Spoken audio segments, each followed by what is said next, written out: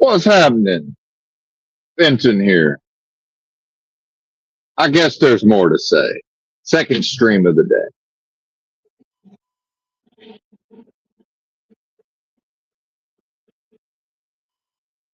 They're starting to go back to work for Monday morning, some of them. Driving through whatever this town is.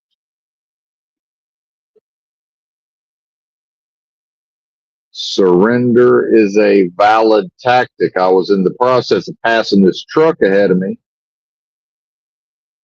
And then we dropped down to 60 in a construction zone. I can't go 75 down a hill through a 60-mile-an-hour construction zone, which means now I can't pass the guy. I got to slow down and get behind him. There was some bozo four-wheeler in the way. Yeah, buddy, you're just going to have to deal with it. I probably would have just stayed behind the truck, except some bozo. They merged onto the interstate together, and then there's just some bozo in a pickup truck just staying right behind some slow truck. They all happen to enter the interstate in front of me, and it's like, well, I'm not riding behind this four-wheeler behind this truck. I'm not doing that. So got halfway through my pass, and it's like, well, unless he slows down. Of course, we're going way under the speed limit through here. 53 right now. I don't know what the hell he's doing. I can't see what's going on up there. All I could do is assume he's going to keep rolling fast enough where I ain't going to be able to pass him. Not to, explain myself to the state trooper, potentially.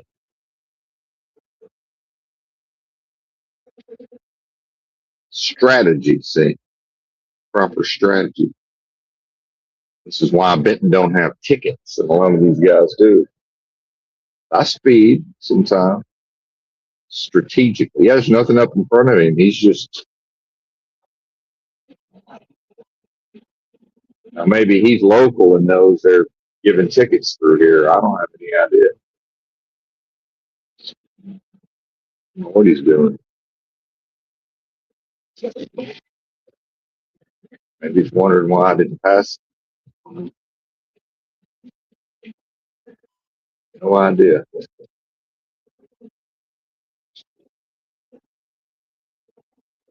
I ain't following you, buddy. I'm waiting for the speed limit to go back up. He goes up the hills faster than I do, too. So might not be able to pass it. There goes a little transit van. I passed him 20 minutes ago.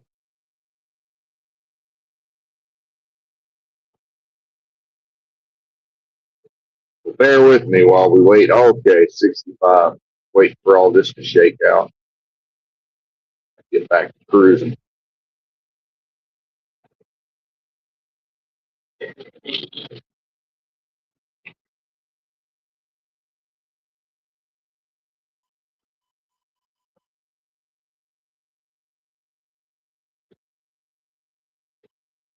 See, I don't think that's a proper 18-wheeler driver. That's a ready ice. He's all over them brakes for no reason. It's a pretty good sign of somebody that don't really know how to drive. Excessive braking, using the brakes. Driving with the brakes. Man, that ain't supposed to be driving with the brake. That ain't the way you...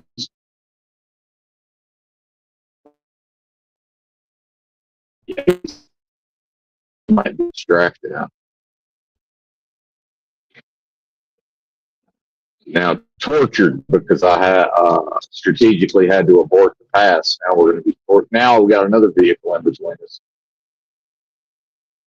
Some bozo hotshot driver. Yeah, we're in it now. We had a few hours anyway. I already took my 30-minute break. I probably should have waited till later, but I had to pull over anyway. I've got about 10 minutes off duty. It's like, fuck it, might as well get the rest of the 30-minute break in. While we're here,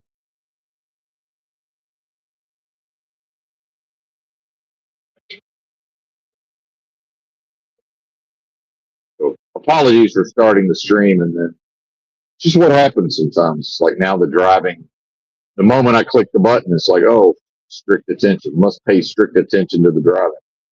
It's 70, we're going 62 because these people they just have no idea what's happening. They don't know what's happening. You know, and this is your populace. This is your NPC normie. They don't know what's going on. They really don't.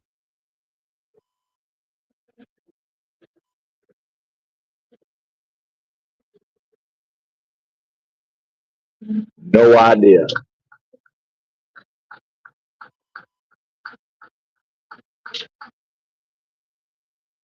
Way station. So now we're gonna maybe get around this hotshot car hauler guy and have to get back over and then deal with the way station. I don't know if that's open or not. The sign looks like it says open, but it's so far away I can't read it. Based on the number of letters, I think it says closed. I ain't back to work yet from the holiday weekend. That's fine with me.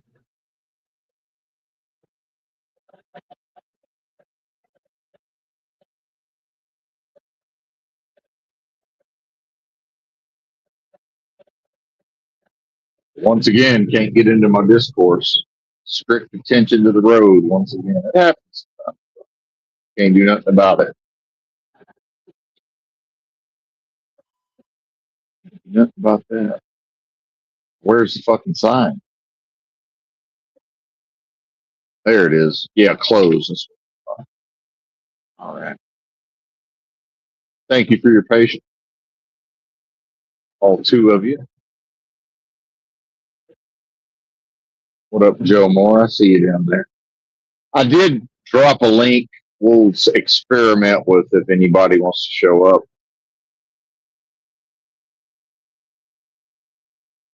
And have a chat. There's really nothing for me to listen to on YouTube at this point.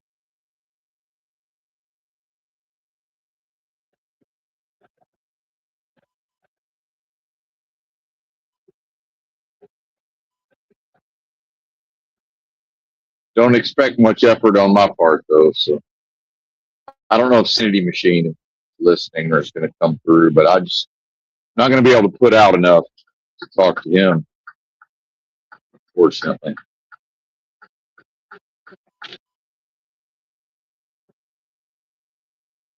Takes a little out of me. Not in a bad way. Yeah, this guy's what he's doing. It's ready ice. Hopefully he's distracted. Yeah, he's got his fucking phone in his hand. Yeah, that explains it. Why he's driving like that.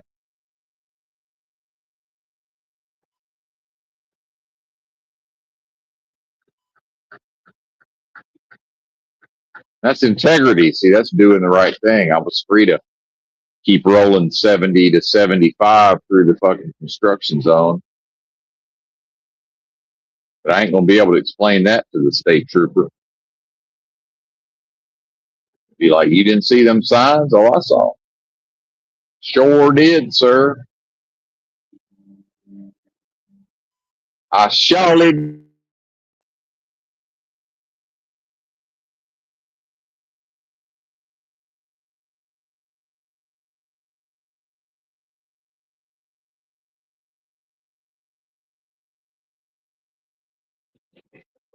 definitely lighter than normal traffic, I would say.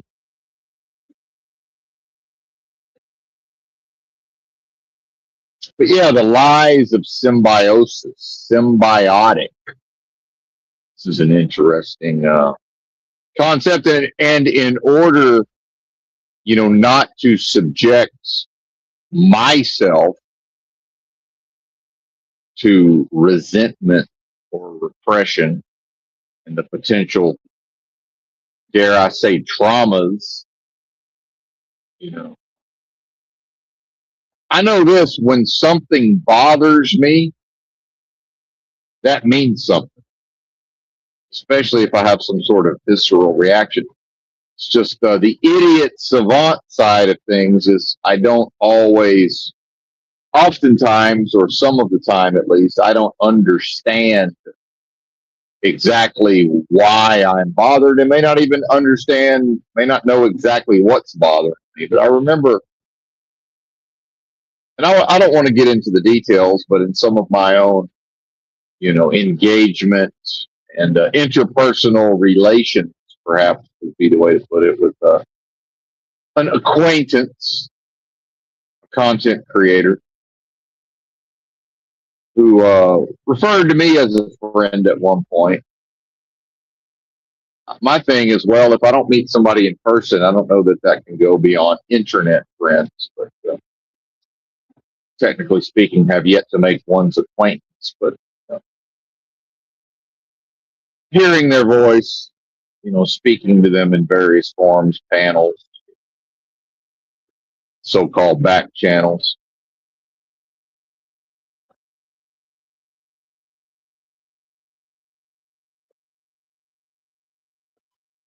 So one of the things was this idea of individuals, or then humanity, or Americans, the masses, and then by extension, the individuals within the mass being dependent upon, and then a description of these, systems of man, in a technological, what I would refer to as a technological hellscape. My words, not that problem, not that person's word.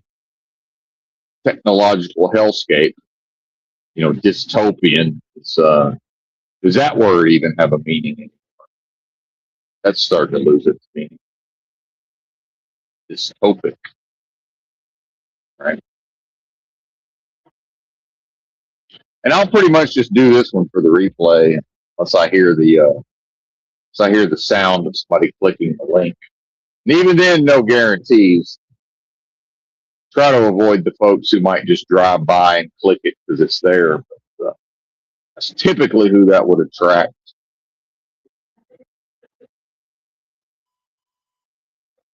Alamo Draft House. Interesting. I had no idea there was one out here.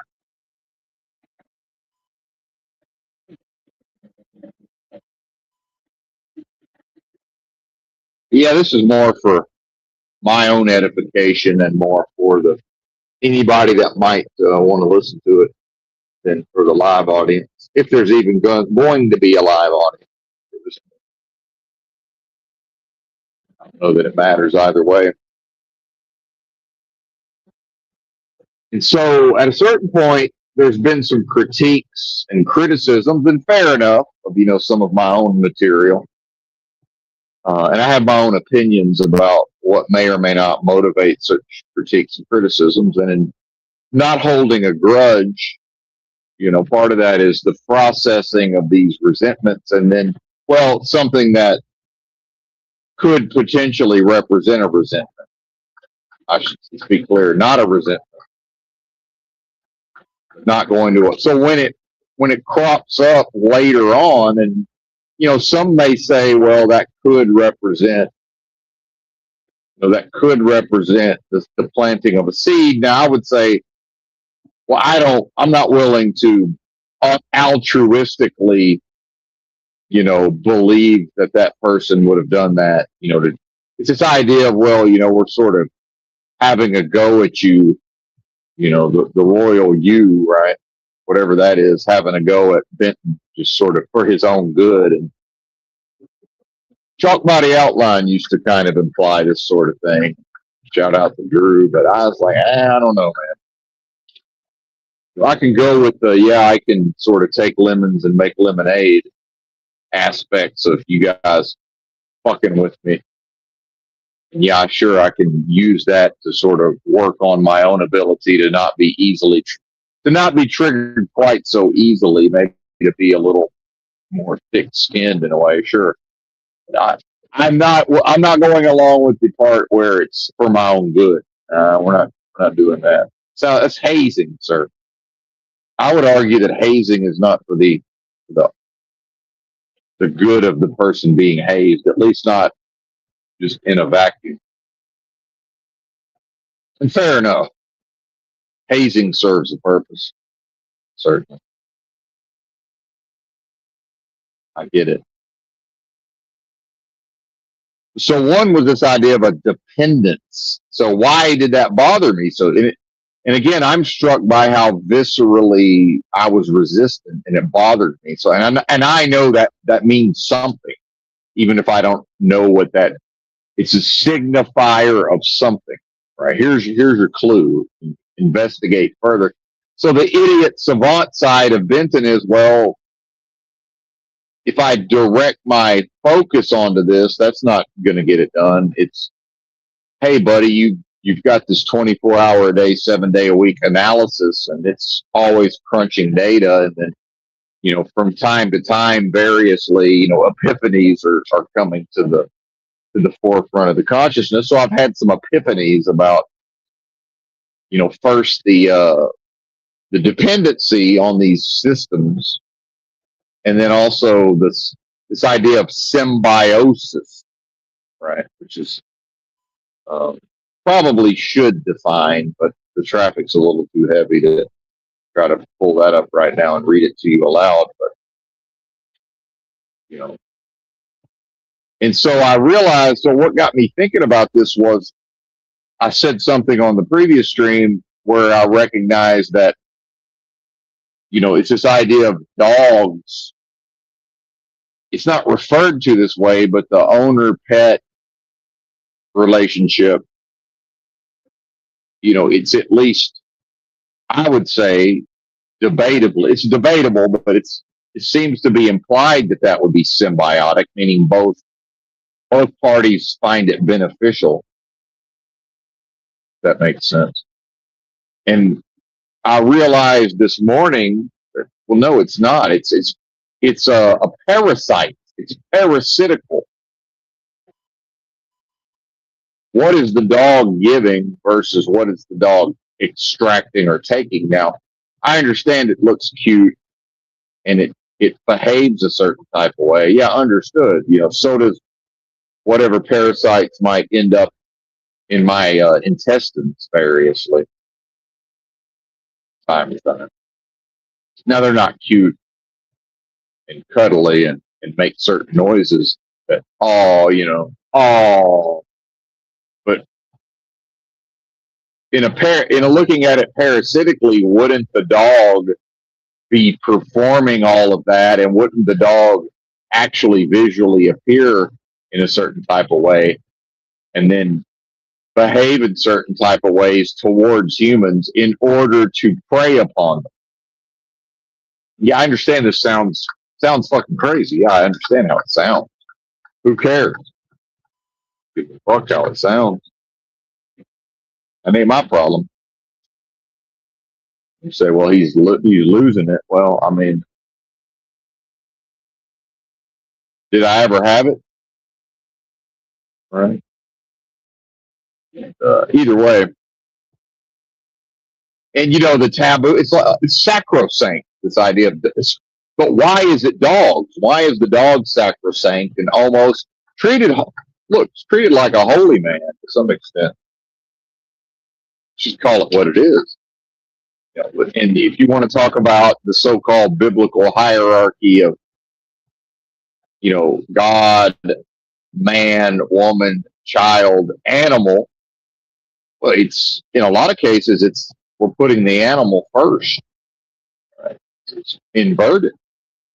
And again, I'm not even asserting that that's the proper hierarchy or that hierarchy is appropriate at all, even though certainly there is hierarchy or multiple hierarchies. So that's a thing, certainly.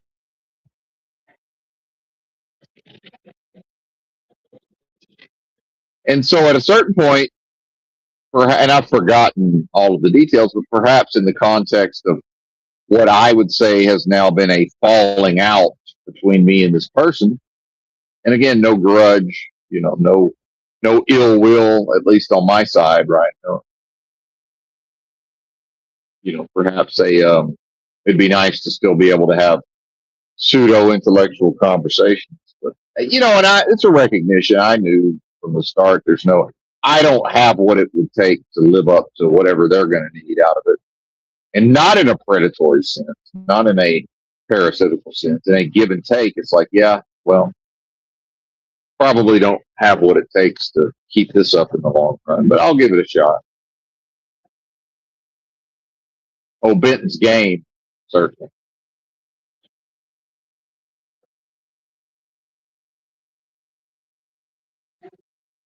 Without a doubt. Oh, Benton's game. But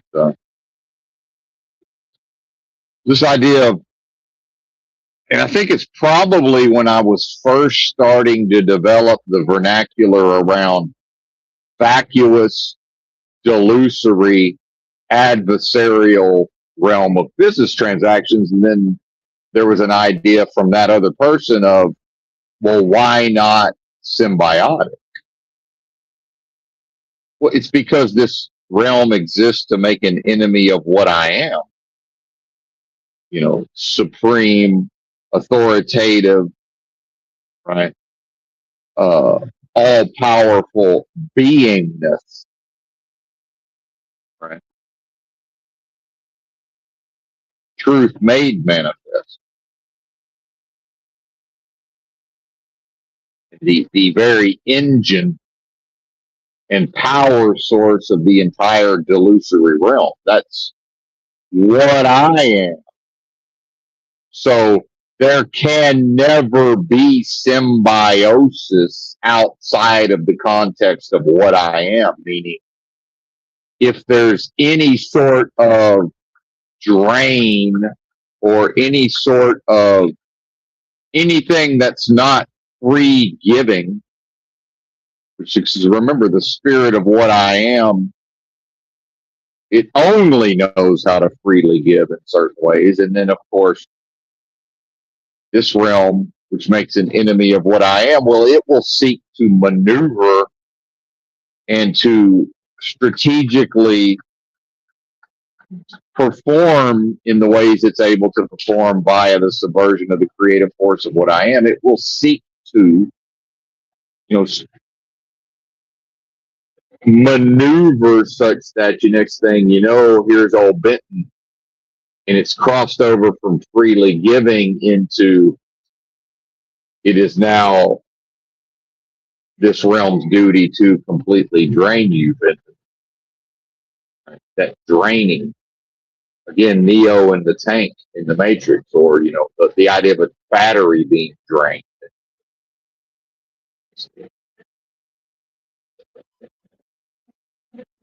That's the subversion of the creative force. Well, it's my cup runneth over, object of worship and worshiper contained within the same space, but continuous renewing of the spirit.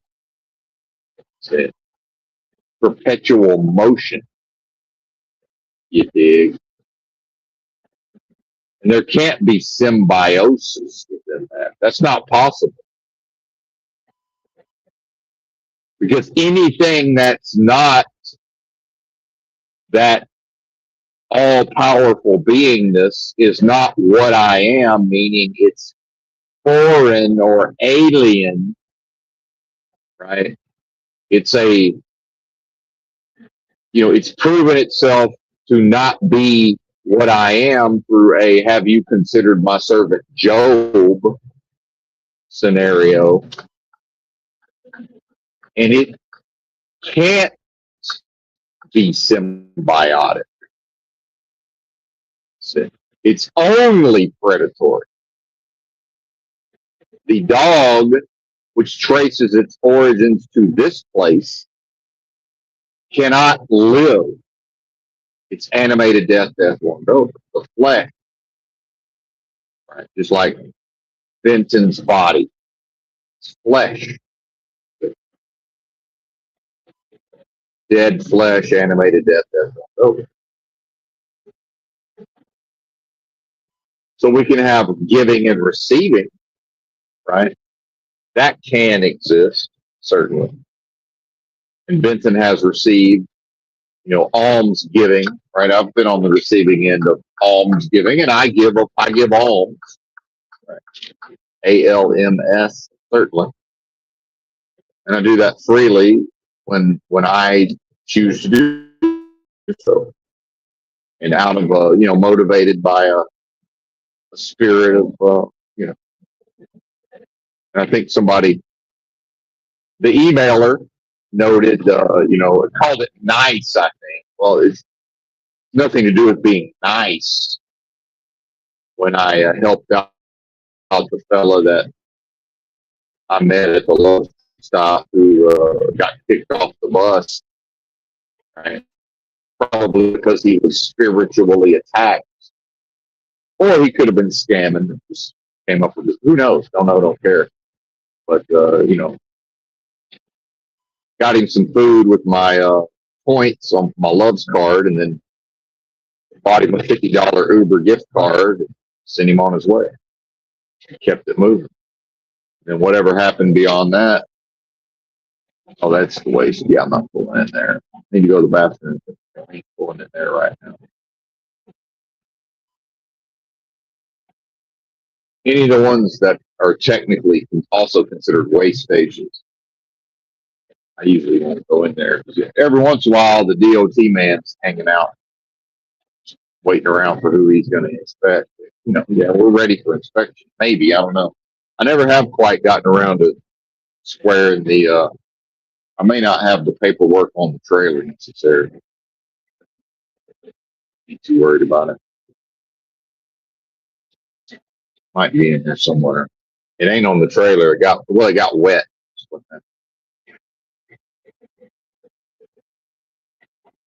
So in order to dry it out, it ended up in the truck, and I don't know where it went after that. Saw it the other day. It's in here. Like I said, probably in here somewhere. Either way.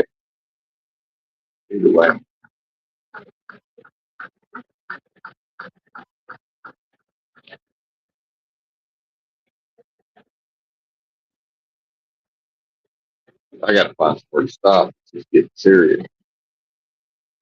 Timing. Why didn't I?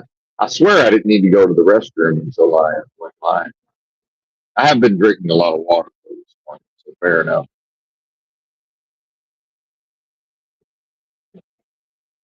Here's an exit. I can sneak onto the off ramp, see what it looks like on satellite view.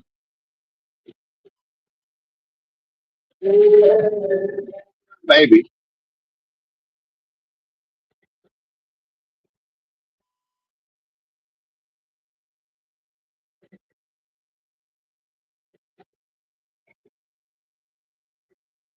I hate to pass and then slow down, but it does happen from time to time.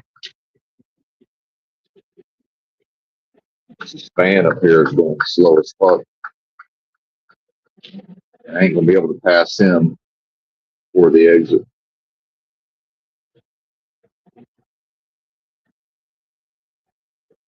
Not in this rain. Let them know behind me I'm taking the exit. They can pass if they need to. Try to be considerate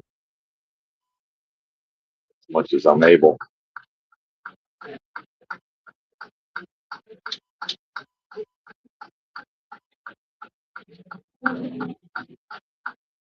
Oh, motherfucking roundabout.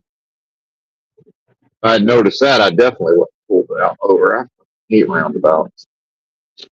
Actually, in theory, I think they're great, but I mean, motherfuckers don't know how to negotiate them properly. All right, get off this clock here real quick.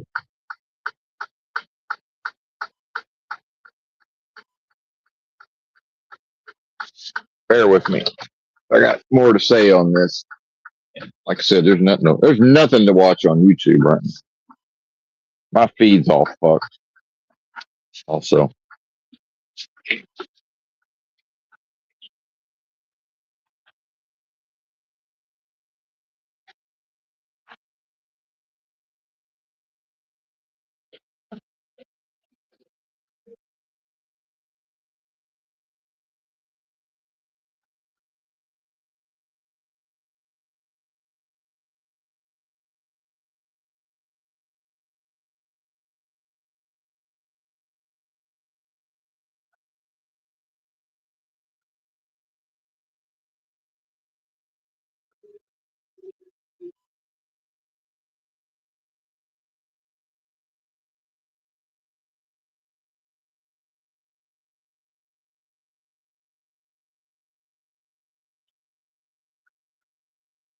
Hmm.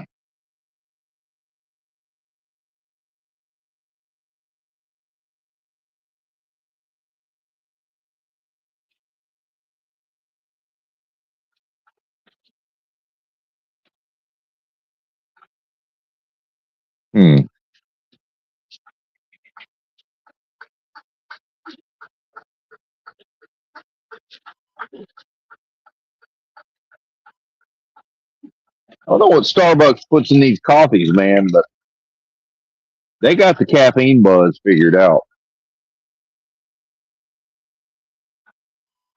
They really do. Yeah. My trailer tire is dangerously close to going off the road there behind me. Goodness.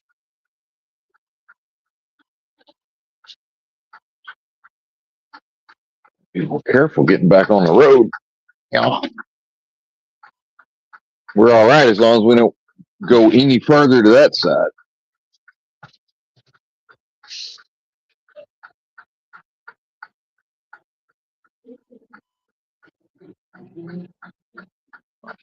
Roundabouts. What a disaster.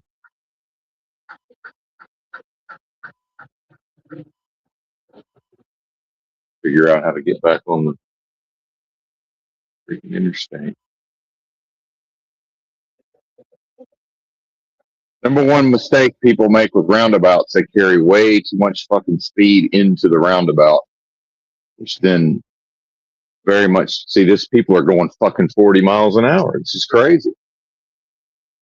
You got one guy going the proper speed and it's forcing me to stop because the other two cars are going 40 fucking 5 into the roundabout. The sign says 20 or 25, and that's because there would be a stoplight here. And so can we recognize that if everybody will slow the fuck down to 20 or 25, there's a decent chance that we will all get through here and nobody will ever have to stop. That's the entire point of a roundabout, is to replace the stopping and waiting of a signal. And if people if Southerners go 40 miles an hour and then slow down at the last moment, it makes that impossible. Now, in my little car, a lot of the time they're coming at 40 and I'm just like, fuck you. I'll just go ahead and go anyway. And they think I'm cutting them off. It's like, it's a roundabout, people. You're going 20 over the sign. The sign says go 25. You're going 45. Ain't my problem. Rear end me. Let's see how that works out for you.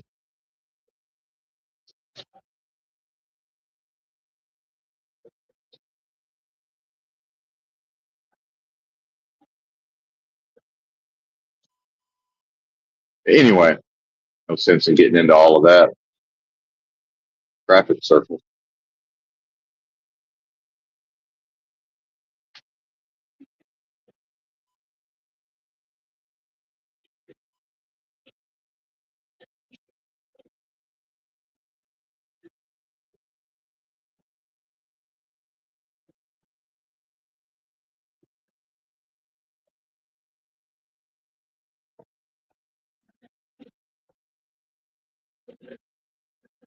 All right, going for the coffee. Going for cold brew.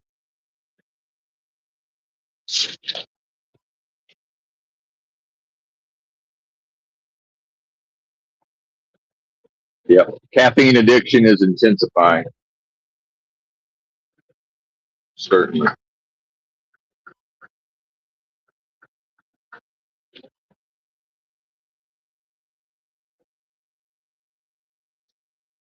So based on this true knowledge of self / self-realization and this world of, and thus coming into a greater understanding of the nature of this illusory realm, you know, as described regularly on these live streams, there's no possibility for symbiosis. You know, how is the battery symbiotically drained? Right. The system is extracting what it's able to extract from what I am. This is a process of extraction. It's a big part of how this place functions. Extraction.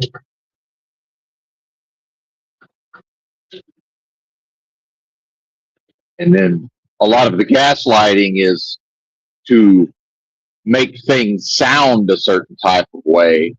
And then, of course, it all gets run through status quo, social contract, conformity to peer groups. See? So some people might hear some of what I've asserted here and say, well, that sounds this kind of way or that kind of way. It's like, well, wait a minute.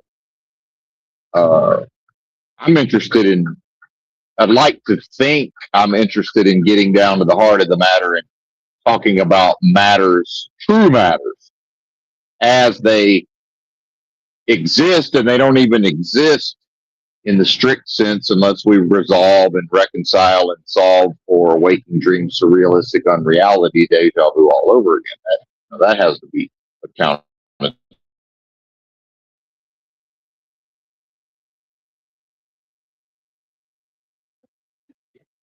Assuming that's accomplished, yeah, why would truth be concerned with how a thing sounds, right?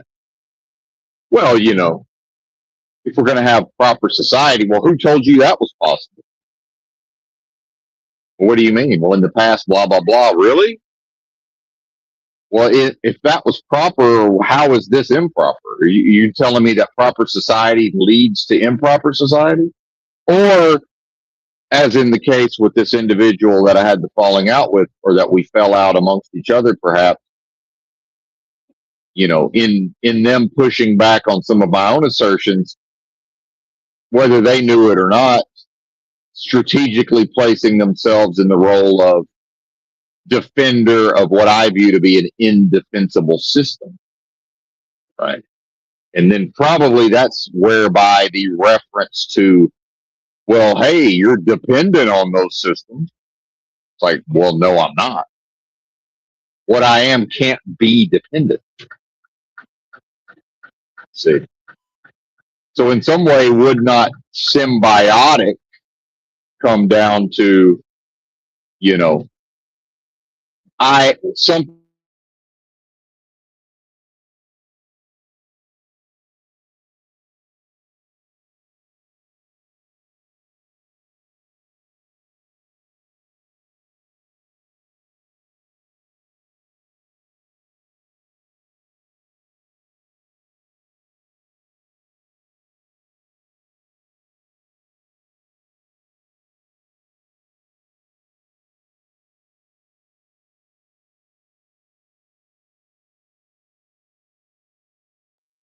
what I'm asserting is there is no possibility of symbiosis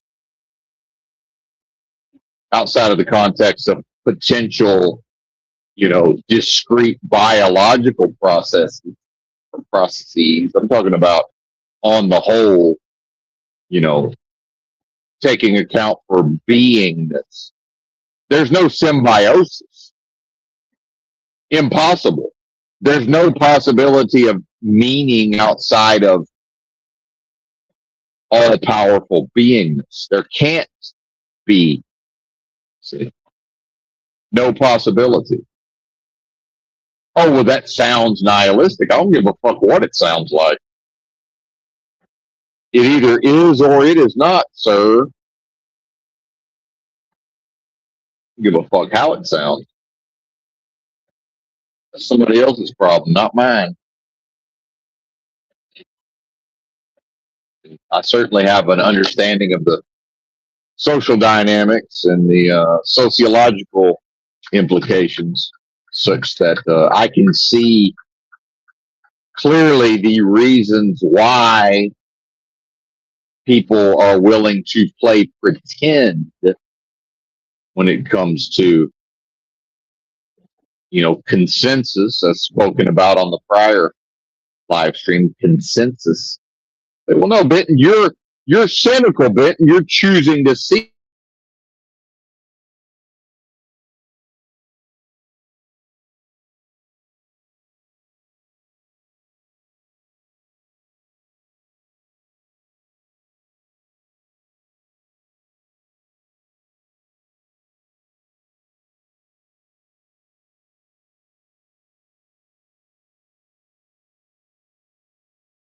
in a predatory or adversarial way, right? Only through error, so-called sin, improper identification, and only within delusion, which is only possible because of the imaginings, right, of delusion through subversion of creative force.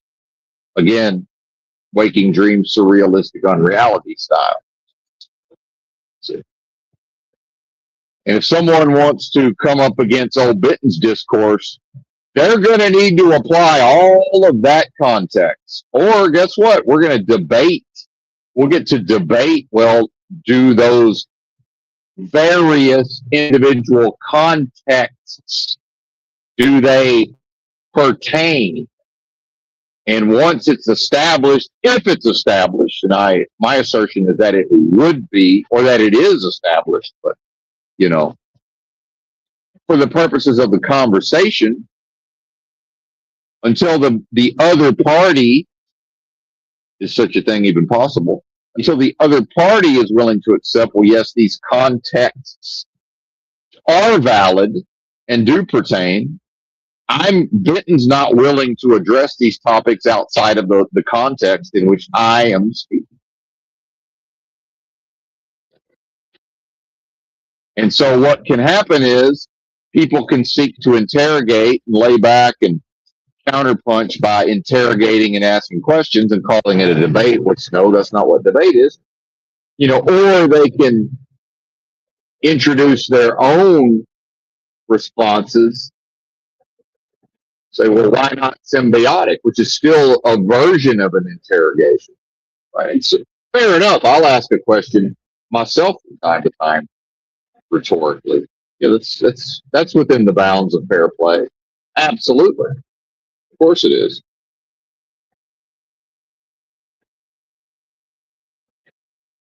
But see, this is how the person places themselves in the role of defender of what I view as an indefensible system of things. This realm, indefensible, unjustifiable. Interesting. Have you considered my servant Job? See, because if he is my servant Job, if his source is my source within delusion, then same thing.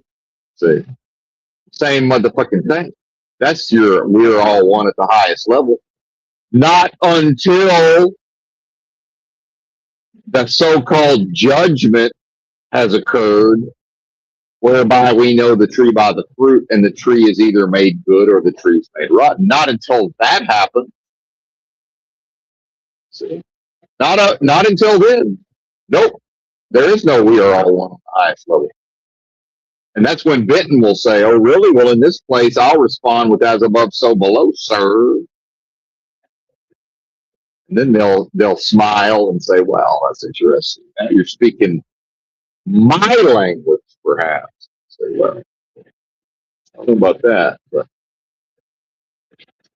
I would expect a touche to be forthcoming at that point. So, maybe not. Because what I am won't force the touche. What I am won't. Yeah, the human, so-called, or the flesh side of it, and certainly through force of personality and spirit, yeah, he's able at times to force what may be viewed as his opponents into relenting.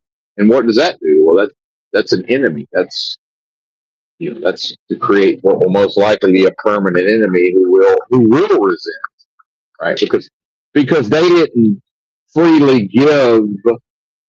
See, they didn't freely give in the spirit of the beingness of what I am. See?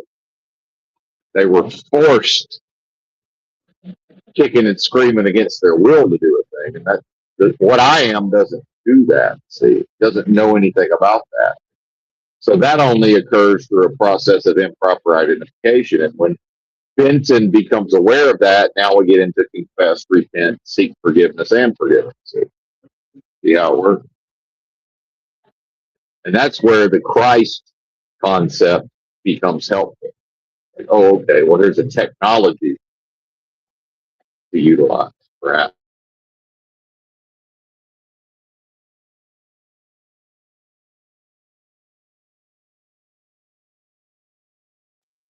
And that is humility to say, well, I have a goal and I'm going to use whatever is in the toolkit. And, if that includes speaking these, what might be referred to as prayer aloud, well, let's go for it. Worried about that. Let's do it. That's humility.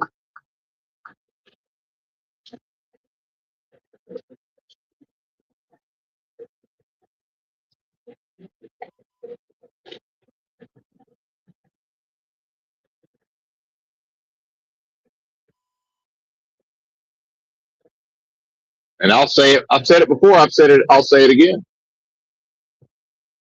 It has yet to happen that anybody in this so-called truth community or panelverse has succeeded in outthinking Benton in the long run. In the short run, it's happened a lot. Absolutely.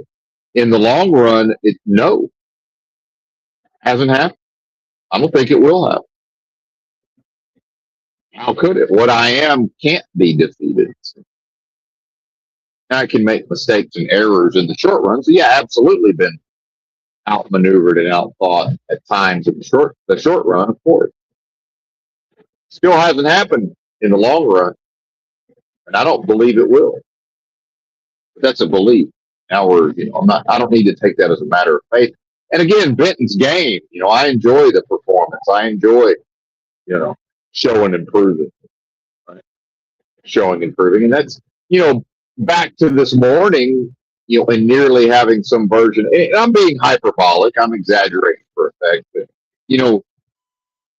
certainly the beginnings of what could spiral into a panic attack if Benton wasn't eating properly and getting proper rest, and wasn't managing his affairs properly. Yeah, it was the beginnings of what could have grown into the storm of a panic attack, but.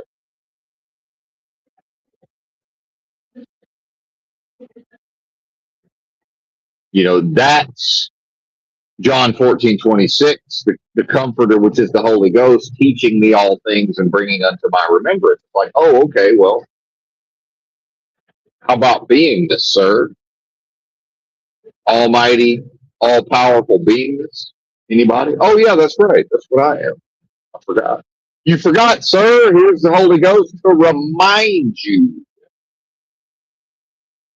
So it would now be inappropriate and a violation, and to now entertain this panic attack, sir, would be to treat blessing as if it were a curse. So good thing you spent all those years developing yourself to have the tools at the ready via the dead flesh to head this motherfucker off at the pass. No weapon formed against what I am shall prosper style. So just maybe lay here for a couple of minutes, watch the storm pass, see how it works. And Benton won't have friends. And see, this is going to sound like Benson's martyring himself. It's not that. It's individuals are simply not going to do what I've done. It's not going to happen. In the time of Krishnamurti, he didn't meet another Krishnamurti. In the time of Christ, he didn't meet another Christ. Now, yeah, he ran into, John the Baptist, or, there's a couple of figures, right? None on his level, were there? Not a one. Well, I am that one. And if you want to say, oh, there he's nice calling himself Jesus, hey, that's what you say. I didn't say that. What you say? What I'm saying is, I already know I'm not going to run into a being that's on my level, right? That doesn't then put me on the level of Christ as far as being able to perfectly perform in all scenarios. What I'm saying is, until I meet a being who's even clawed his way to my level, I'm just going to assume that shit ain't going to happen. You can call that cynical and pessimistic all you want. But in order to properly account for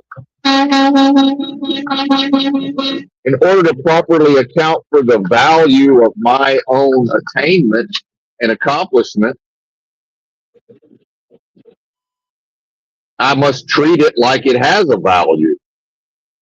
If it's something that just, oh, well, we've all worked on ourselves, not like I have, you know. Not a single motherfucking one of you's worked on yourself like I have. Nope. Sorry. Nope. No, you have not, because if you did, where's the fruit? Where's the fruit? Well, where's your fruit then? I'm not accusing anybody. I'm in a thought experiment. I'm in a thought experiment. You are? Well, okay, performing within a thought experiment. I'm not saying that I am going by that nomenclature. It's not the assertion. See, that's why the I am becomes so problematic. Strike that from the record. Benton performing in the context of a thought experiment, perhaps. How about that? See, let's be clear with the language. Can we be clear with the language?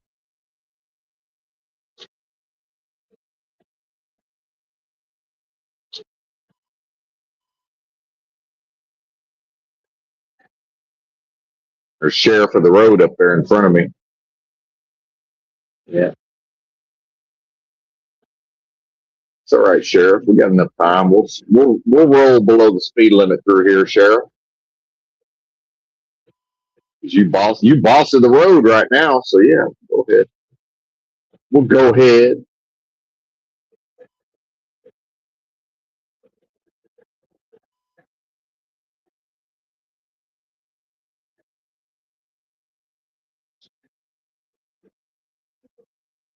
And so part of Benton's healing of his intestines and his colon and all this is to accept that this is how it is.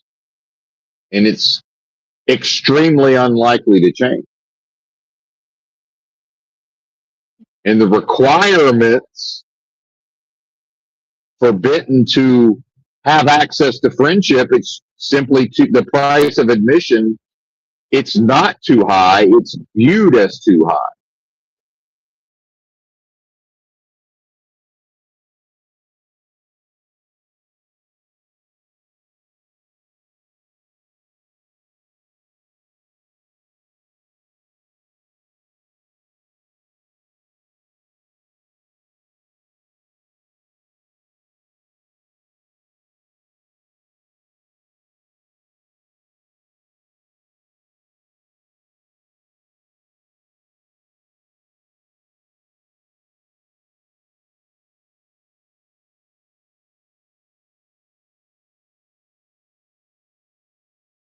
Proper context, but it would have seemed that way in the beginning, because to seek after makes it seem like, well, it's outside. It's not. It was actually inside. It's the uncovering of the perfected righteous path that may very well lie within the individual. I only have access to this individuated being that we refer to as Benton, which is actually the name of the performance in this context. So,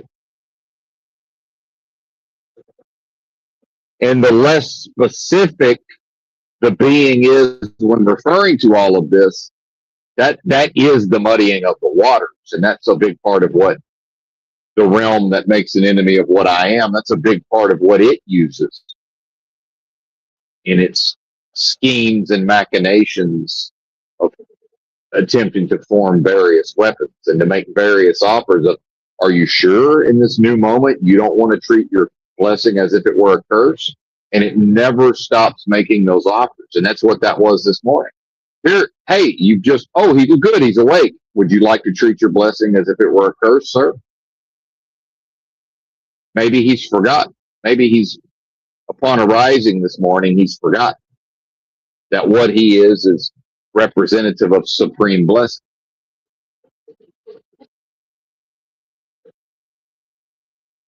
Now, there's no service. There's no way to serve Benton, right? So that's what Christ meant when Christ in the Bible said, I no longer call you servant, I call you friend. Well, you can't be Benton's servant, right? It's not possible. The only service is, right? And so here's a key point and very nuanced, right? So if there were beings that in the context of the Christ story from the Bible that would have been viewed in a master servant role or teacher and student role, well, it was never that from Christ's perspective. It was a service within the individual of a thing that's already there, and the service is to put in whatever work must be done to uncover and to discover what was there the whole time. The kingdom of so-called air quotes God is within you, and God defined as love.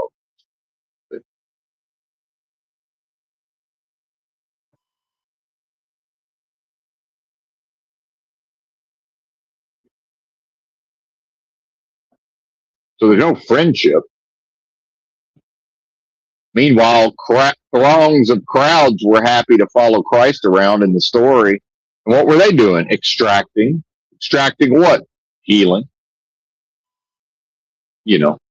And to make the point at a certain, Christ apparently needed a break and entered into a house with his disciples, and the assembled crowd, and again, probably exaggerating for effect in the story, and this was an oral tradition, lest we forget. So exaggeration probably comes in, but the crowd removed the roof from the house and lowered down a man with leprosy to be healed. That's in the Bible. Don't take my word for it. Do your own research.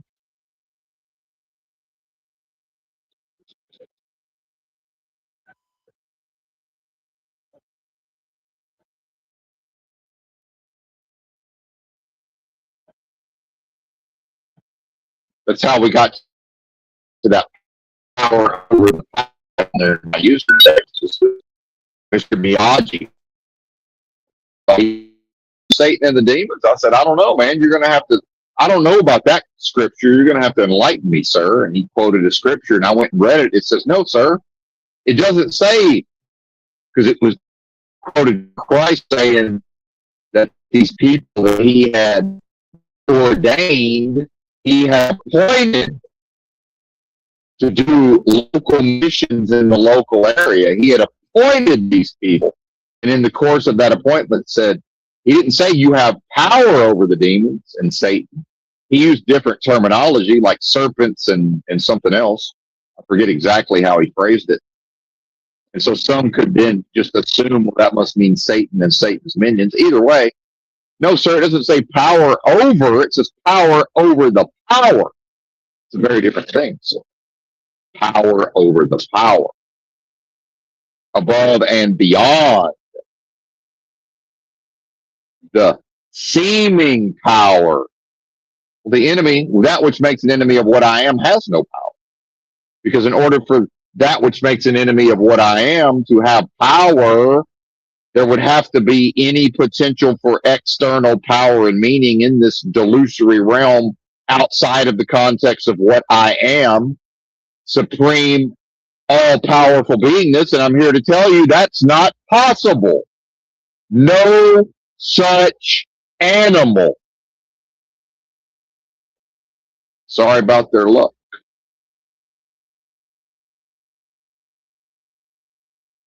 Impossible.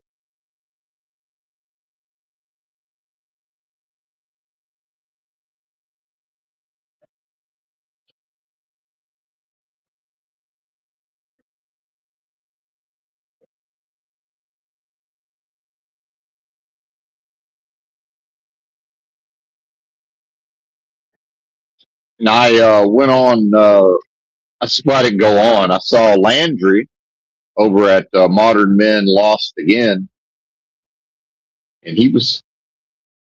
I didn't really get into it. I don't. I'm just not able to really listen long enough.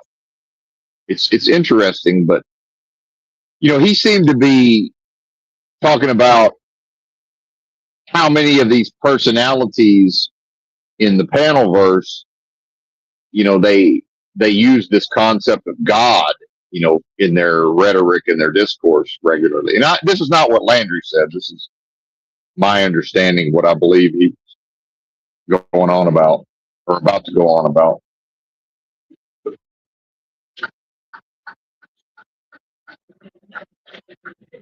And yeah, I would tend to agree. And I don't listen to, I can't listen to these fools. And I don't mean Landry. I can't listen to these folks.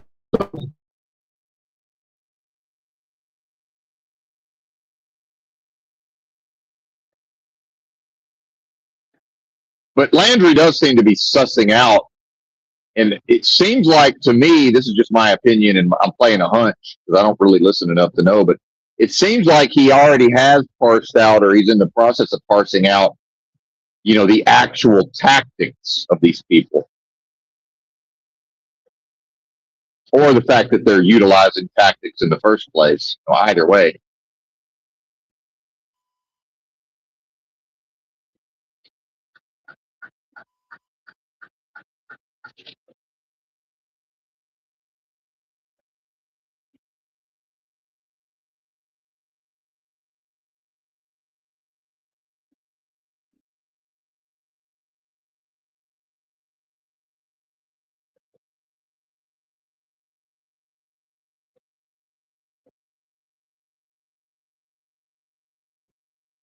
Hey, entering Pennsylvania.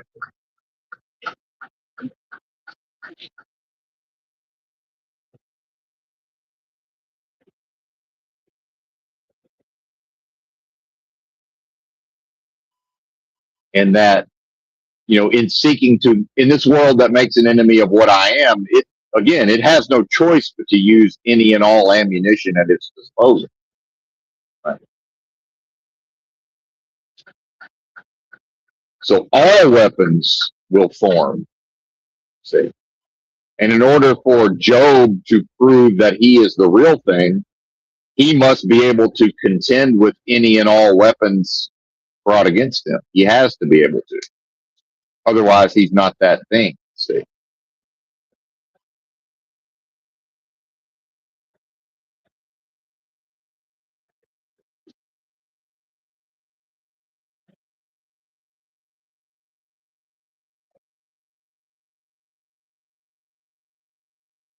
and there's no middle ground. There's no, well, that's good enough, right? We'll go ahead and let you squeak by. And so when we look at religion, it's really just people falling for the notion that maybe, just maybe, they can squeak by in the final analysis. Absolutely not. Absolutely not. And make no mistake, what I am is bold. See, it's a lie of this place, the idea of taking a back seat, or, meek and mild, harmless as doves and all of that. Yeah, harmless, sure, harmless, but that doesn't in any way imply meekness or a lack of boldness. The spirit of what I am is certainly bold. Best believe. Semi doing up here. It's creeping. Hang on, we got to do a little driving here.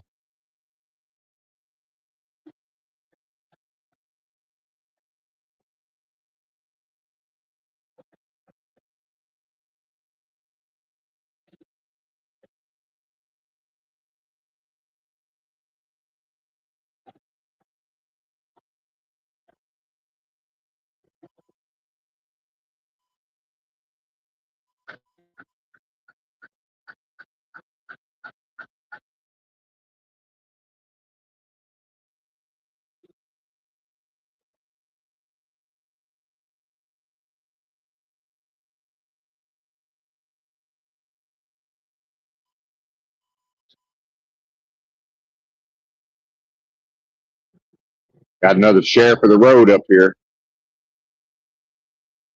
Lady, I was going 68 when you passed me. Now, why can't I even go? I can't even barely go 66 now. I'm behind her. So I had to speed up past the truck. What are we doing out here? If I wanted to go 65, I'd have been going 65 when you passed me, not 68. What's the benefit of doing it? Why? Why do this? Pointless. Pointless.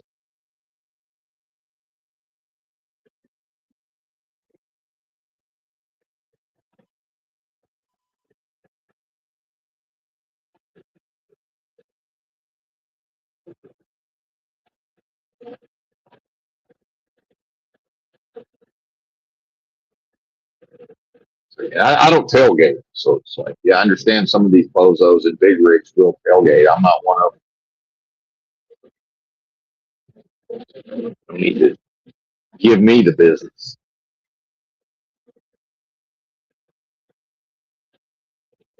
Now we got a merge. See, now I'm in the path of a merger, and I wouldn't be anywhere near this merger. But she artificially slowed me down, and now there's not enough space for them to get in. See, because that woman wants to be sheriff of the road, and whatever little bit of power that might feel good. But then be safe. Well, we're driving dangerously now for no reason. There's not enough traffic to justify this level of danger. It's raining.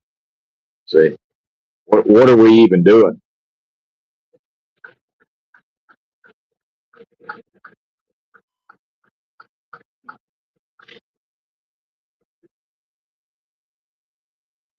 Way station, 1 mile. That might actually be open. Never mind. Stay in the right lane for now. But I was going to pass.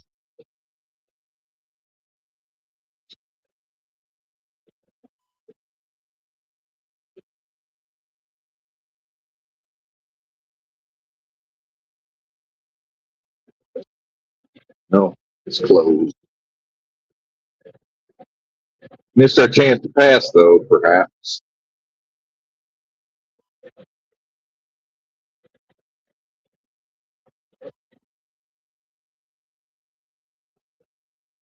Yep, sure did.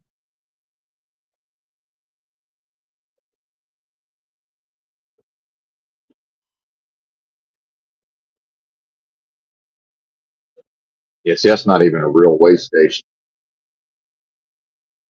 And see, now that I fell back far enough, she lost. Now there's nothing to be sheriff of, and she's going to just get back in the passing lane.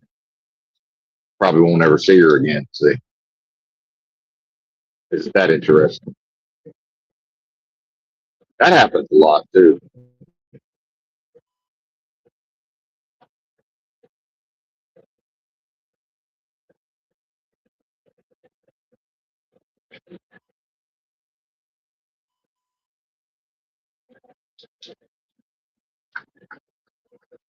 This The amount of effort I'm now putting into this race is just there's no reason for this. And again, if we had a proper society, the vast majority of these people would have the driving skills and would be coached up on not doing what is happening. It'd be unnecessary. It just wouldn't happen. We're creating traffic where there really doesn't need to be, where they are.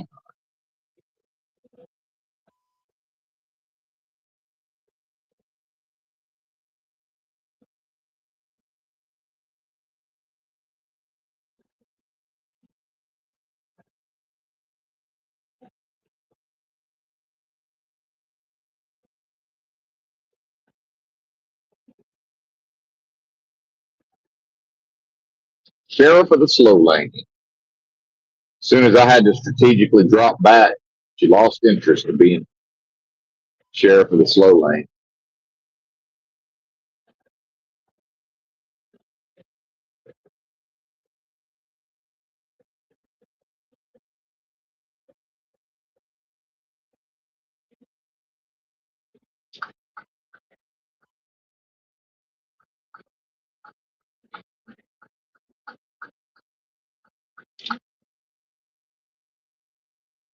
Anyway, looks like things are settling down a little bit, perhaps.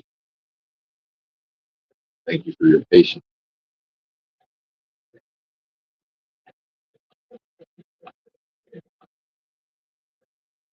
And so, Mr. Miyagi wants to talk about, well, doesn't Christ give you power over?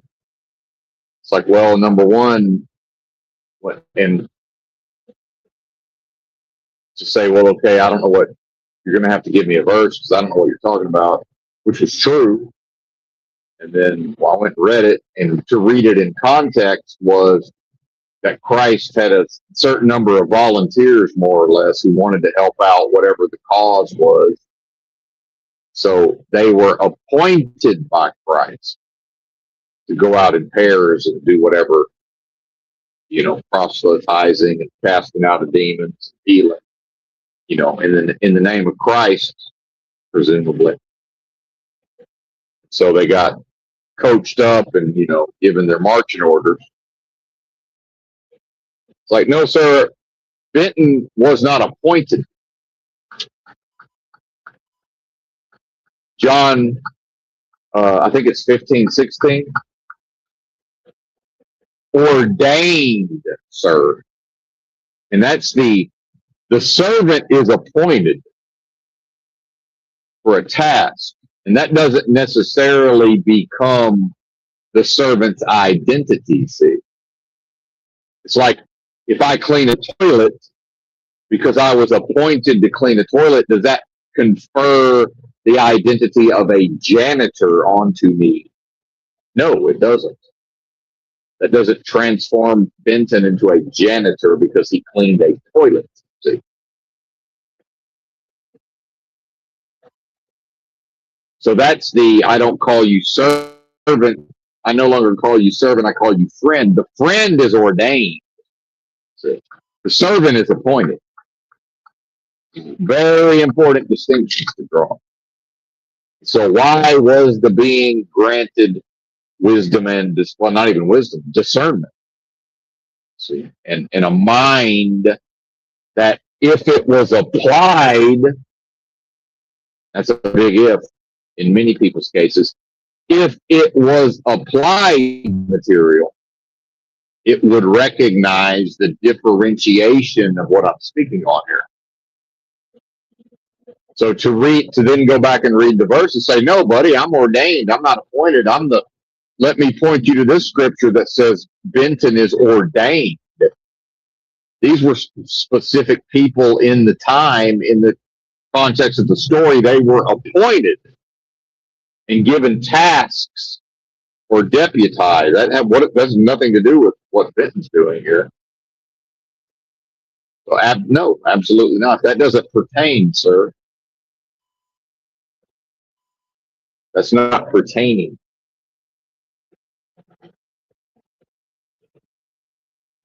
Well, they're fighting me tooth and nail every step of the way now.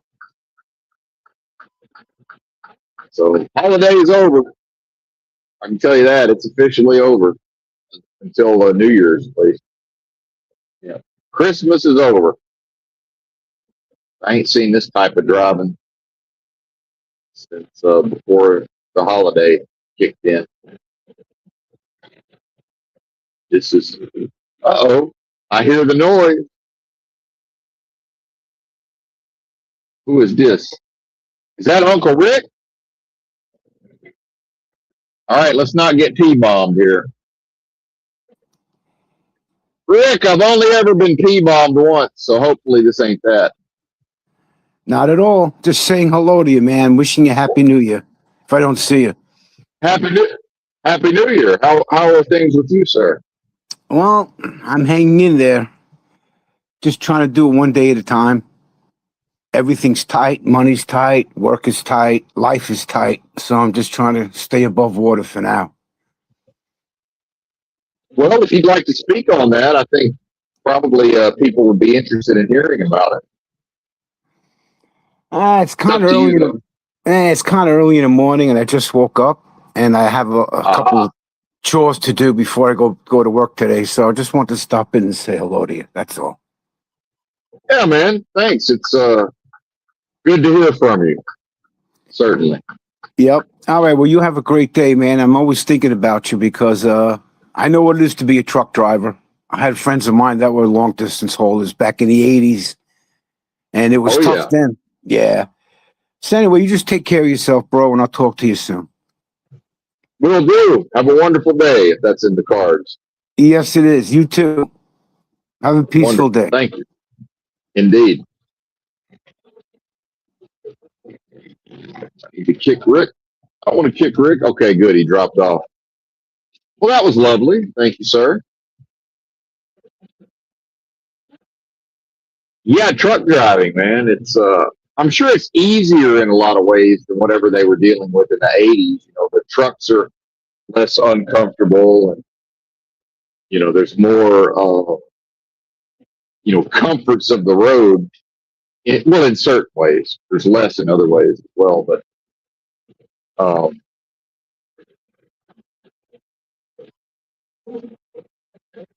the ways the job has changed is it's and I've talked about this lately and not by way of complaint, but it's become borderline impossible at times to actually perform what's expected. And, that's okay. That's back to the acceptance, to accept and to then expect to be tasked with something that seems impossible, right? Part of the game. And I do want to talk about, there, and what Rick said because of talking about work is tight, money's tight. And, he said it. I think I don't think, I'm observing and I'm certainly been detecting that it's that way and I'm not going to negate by saying everyone, because it's certainly not everyone, but, and I can tell Rick's a hardworking dude, whatever that means, diligent, I'm assuming, right? I would assume he seems like he would be a diligent, you know, attentive worker. And, myself is generally that way also. Because why else? Why else would I bother? I've got other things I could be doing. See? There's other ways to spend one's time. So if I'm going to go to all the trouble of, and Rick's got his own routine. He's talked about running on the beach, whatever he does to get ready for his tasks, here in the realm. Why go through all of that and go to all the trouble of going to a place to do a thing, to do it, in a way that's below a certain standard? Well, that's just not an option. So yeah, in the context of money's tight, employment's tight, the jobs are tightening. And I've certainly detected and now here's an example of that. My mom, my grandmother has complained about these people that the government pays to come and help her out in her home, and people say, well, why should the taxpayer pay for that? It's like, well, I'm not even going to speak to why should the taxpayer pay for things. I'm going to say the way the system works is, now the system probably benefits in some ways of not providing necessarily that she's not having to be warehoused somewhere. It probably is a benefit to the system overall financially that, the family is able to provide her a place to live, even though she paid for her house, but the family continues to provide that land upon which the house is built. She doesn't own that land, and her safety and a lot of her needs are being directly taken care of by, her son and his wife to some extent. And so the government and the system sends these, Jamaicans or wherever they're from, maybe even white folks when the white folks get their act together. And, she's complained in the past. And then my mother she remarked, she said, yeah, it seems like the home health people are they seem to be more attentive and doing a better job. I said, yeah, of course they are. I say, this is what happens in a so-called bad economy. Now there's this idea of, if it's hard to get a job and the job market tightens, the first thing that happens is people hang on to all these jobs that, let's face it, that's not a favorable job in a lot of ways, nor is working at McDonald's. See, so that's what I told her. I said, yeah, exactly. When you see a tightening in the job market, number one, it's increased it. Now there's more people who might be able and willing to do that job, who in a more favorable job market to the worker might not be willing to do those jobs. So now the people who have secured those roles, now they're protecting them. So same thing happened with McDonald's. It's always been this idea of, well, you can always go flip burgers at McDonald's. That's not true. And I knew and I know I've told this before, but I knew a Walmart manager. I'm sorry, McDonald's manager, and general manager working for a proprietor. This guy wasn't the franchisee, but he worked directly he was a general manager for a franchisee, a business owner. And so he was in charge of hiring and was trusted. He was a younger guy. He was close to 10 years younger than me, I believe. Yeah, 8 years younger. And you could tell he had his head on his shoulders, and, he was a hard worker and all of these things. And in fact, certainly had some wisdom beyond my own wisdom to some extent. It's not a competition. And I've never been one of these people who's like, oh, well, because I'm a certain age and have been in the workforce for a certain period of time. Well, if I've got 10 years on somebody, what could they possibly, know that I don't know? It's like, well, yeah, that's crazy. Of course they might know things I don't know. But that's what he said. It's like, yeah, well, I said, these people, I'm not hiring, is what he said. He said, these people are hanging on to these jobs. And it was, not too long after the bailout. It was right after 08, 09. This would have been 2010, maybe 2011. It takes some time for all of these effects of something like the bailouts, right? It takes a little while for that to all that's your trickle down economics. Remember, the realm has a sense of humor. There's your trickle down economics.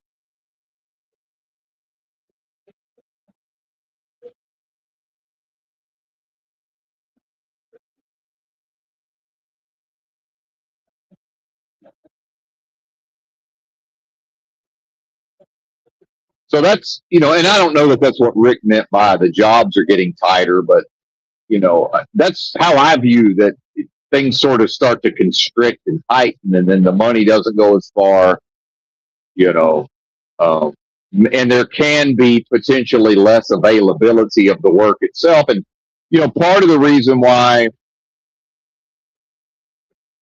this was a fairly easy,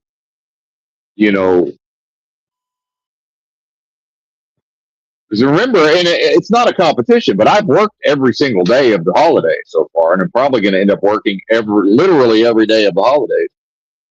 That's fine with me, but I prefer it in a way. But, and that's not to martyr myself or to say, oh, I'm harder. It's not a competition of hard work. And,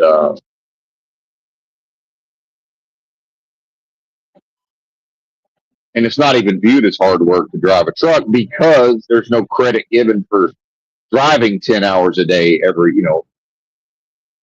if I average 8 hours of driving a day for 7 days a week into perpetuity, and then, maybe taking some time off here and there for 3 days and then going right back to it. Yeah. I understand that's not considered hard work, but it's a grind. But either way, a lot of these people would prefer to hustle it up during the holidays. And, increasingly the owner operators, especially, who seem, disciplined and astute enough to continue to operate in a constricted environment. Well, a lot of them are going to say, fuck it. We're going home and we'll see you after the new year, right? And it seems to me like, I've only been truck driving off and on since 2018, but from what I remember, it was a little busier during the holiday season than what I've seen this year, and some of that is by choice. And so, you know, facing increased competition for whatever little bit of work may be available, why would the owner operator says, fuck it, why chase my tail when I can just go be, they can go back to wherever they're from and hang out with their people, right? Why wouldn't they? It's like, well, I'm not asking for, but I don't really have people in this. It's easier in a way for me to just keep working. So here I am. It doesn't really seem like work. What drains me is what ends up being the nonsense and the foolishness. That takes a lot out of me. Sometimes that's just, having no choice but to wait around 4 hours and not being able to drive and just sort of sitting around waiting can be draining in a way. That makes sense.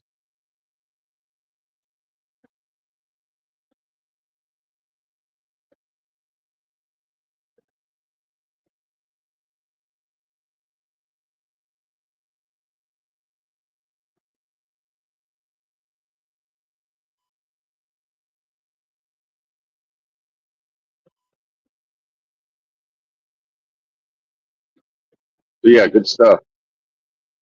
But yeah, is the individual, and I don't mean Rick, just broadly speaking, is the individual, is it even equipped, or are the individuals that comprise the masses, especially the idea of an underclass or a proletariat, just regular old working folks, right? And Rick's, and I don't pry into what people do, and maybe it's well known what he does. I don't recall if I know or not, if I knew at one time or not. And sort of that's my own golden rule of, I enjoy my own privacy. And yeah, it's paradoxical because of how much I talk about myself, but I do enjoy my own privacy, and I tend to not ask any real, personal questions of other folks, or at least give them the option. It's like, well, if you want to disclose, maybe you would choose to say what you do to make money. But either way, certainly comes across as a, if not blue collar, regular old working dude. It just in the sense of work, not in the sense of, spirituality or whatever the opposite of a NPC would be, right? Not in that context.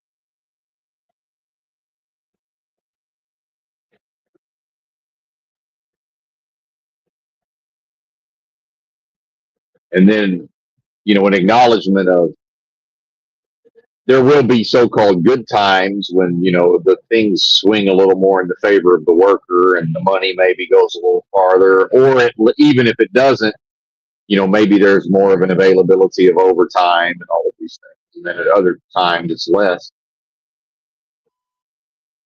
And then, as we know, the number one feature, in my opinion, of the human is adaptation to environment, right?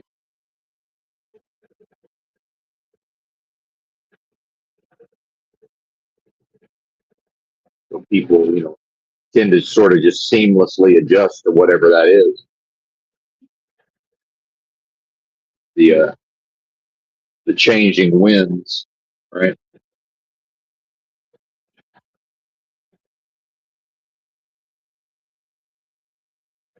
I guess we're going to need to stop for fuel at 60 miles.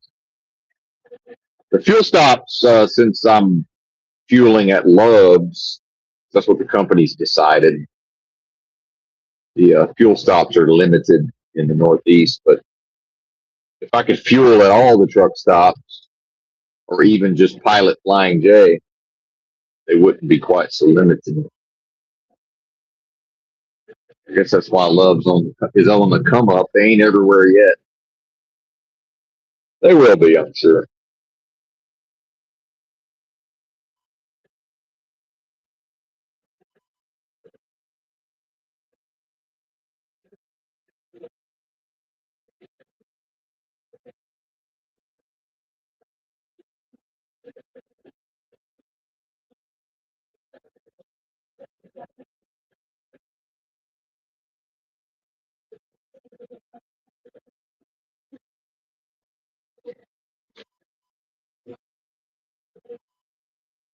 Got a little hypnotized by the traffic there.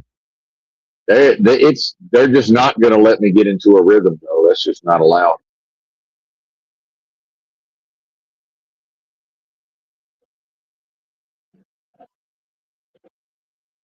That is not allowed. I got trucks up in front of me. If I put the pedal to the metal, I can't go fast enough to pass them, but I also can't go 68 behind them. It's just impossible. I can't do either one. Which is always kind of amusing. And it seems like no matter how far I slow down, they slow down even further. But as soon as I put the pedal to the metal, it'll be a 0% chance of getting around them. How is that possible?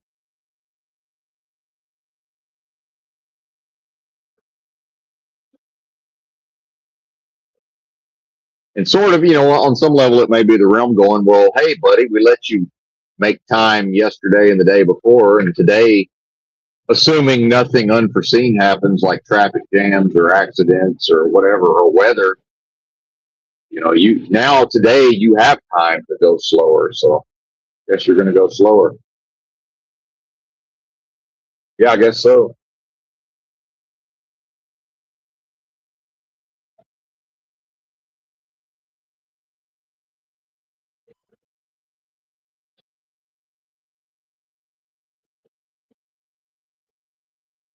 But then truck after truck after truck is able to pass me somehow while all of this is occurring. I'm telling you, this is not real physics. Which, and I started to speak about the computer simulations aspects earlier, and I kept it moving on to other topics.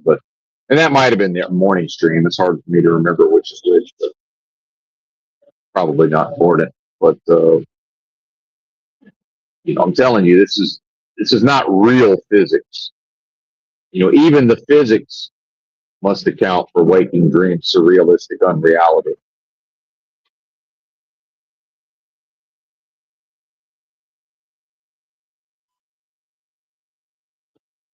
Because the speed I'm having to go to keep from catching up to this group of trucks is just comical.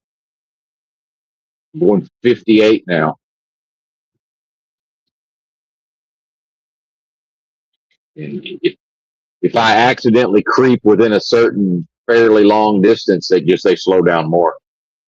So that can't be real. It's just not possible. It's outside the realm of possibility.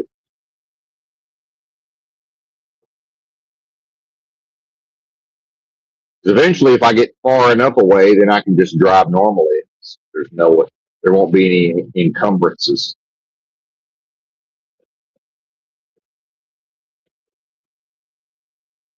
But yet somehow that truck in front of me is maintaining a distance to the group of trucks in front of him. See, they're not fully pulling away from him either.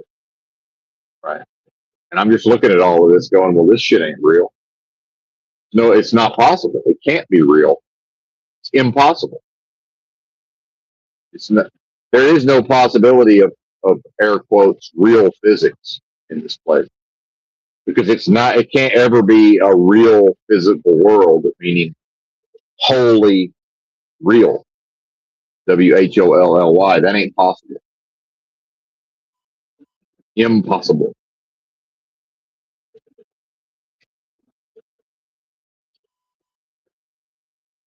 Because if that was possible, then it would be possible for this world not to be based in delusion. So the thing proves itself to be a delusion.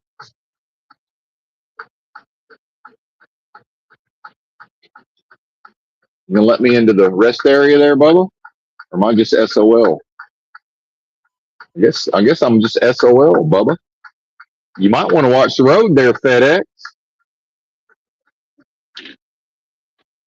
I mean, I don't know what else clear symbol I could send you. See, he don't know how to drive.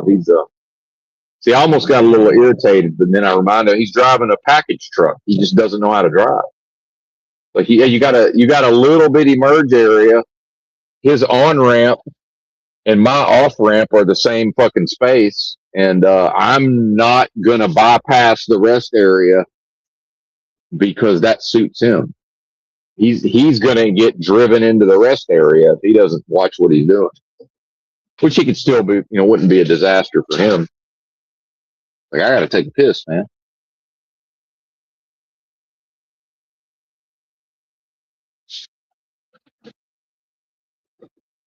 Oh yeah.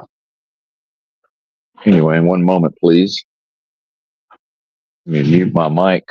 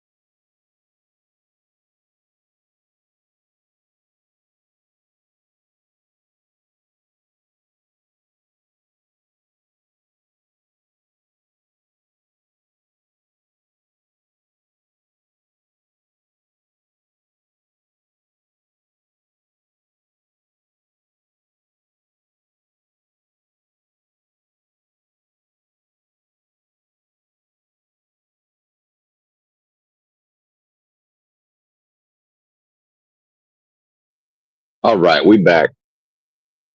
This guy's pulled up a little bit, kind of far. I think I can get around him. Trying to do this without curbing my tires, steer tires. For some of this crazy shit they have me doing, 7 fucking drops in one day in a city after driving a few hours to get there. And they end up getting curbed nonetheless. I do my best to limit it.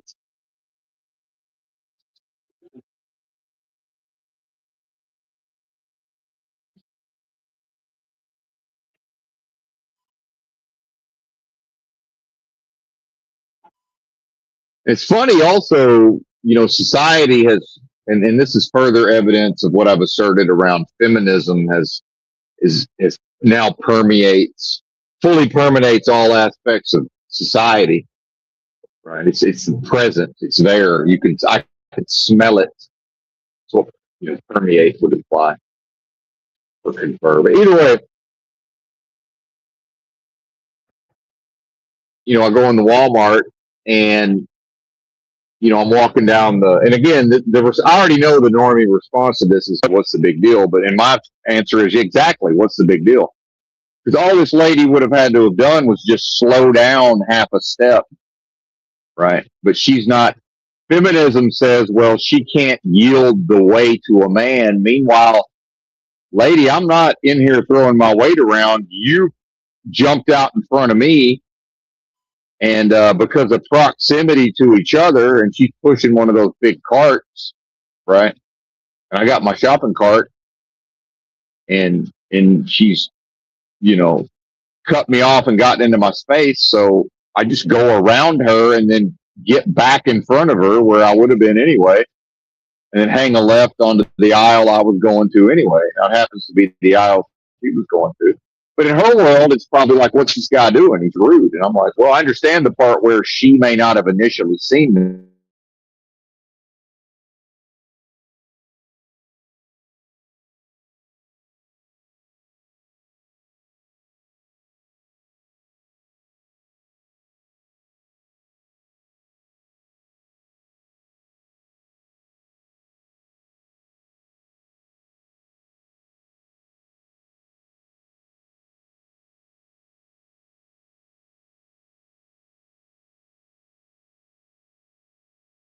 the woman in such a scenario.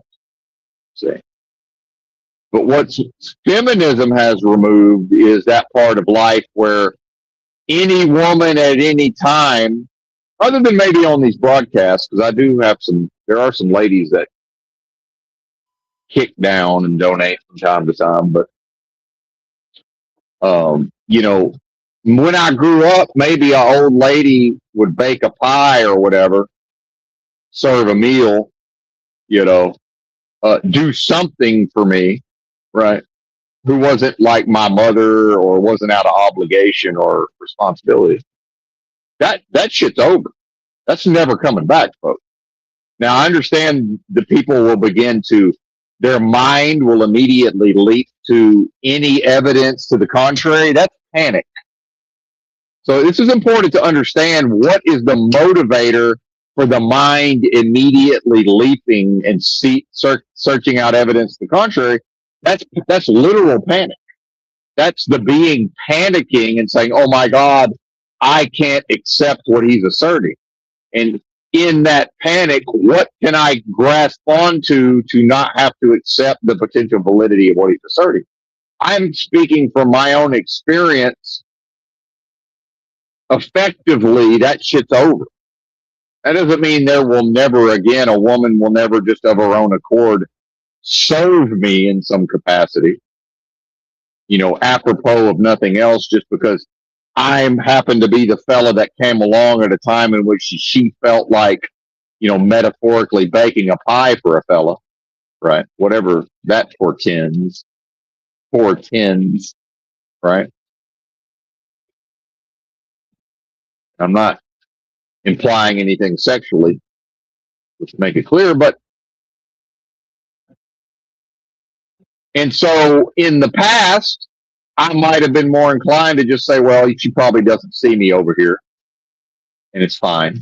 It's like, well, if I know she's not going to give any ground, why would I give any ground? Because here's what also happens. Sometimes I'm pushing my cart to the checkout and it's me and a bunch of ladies and everybody's pushing their cart to the checkout except the one bozo with a dick and balls happens to just already be there first, meaning if I don't hang back, there's no space for any of these women to get in front of me unless they're literally willing to physically move me out of the way, if they're even capable of such a thing. And they're probably not.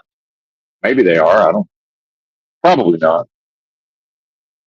And so what I do is I just hold my ground and then they slam on the brakes and they already know, no, well, they better not have what are they going to say? Oh, you thought I was going to do a thing? Well, I don't know what gave you that idea. What did I do to give you that idea that I was going to do a thing? Because I'm a fella here fending for himself like everybody else is fending for themselves. Because in an earlier time, my wife would be down here doing this shop.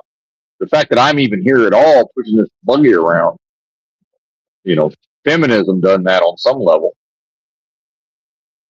right? Because if this was a real job in a real society, uh, I could long haul truck and still show up on the weekends and be with my wife, right?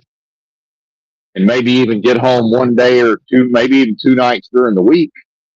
And she would probably be happy to go do my shopping for me if I'm willing to bring home the proverbial bacon. See, if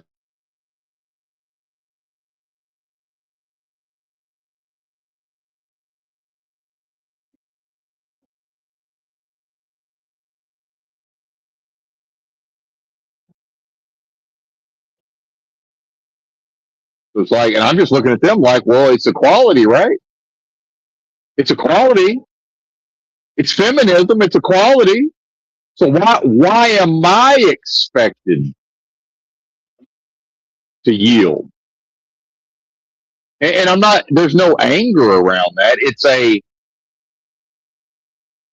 And what I've said for a long time is I'm not willing to. I'm happy to live in the new world. I have no issue with any of this. My issue is that I'm not going to continue to live in the old world, a mixture of the old and the new. That's crazy. I will not participate in that. Meaning, in fact, for and I'm not. Benton's not a feminist. In order to say, well, yeah, I do believe in at least a performative gender-based equality, at least performatively within society.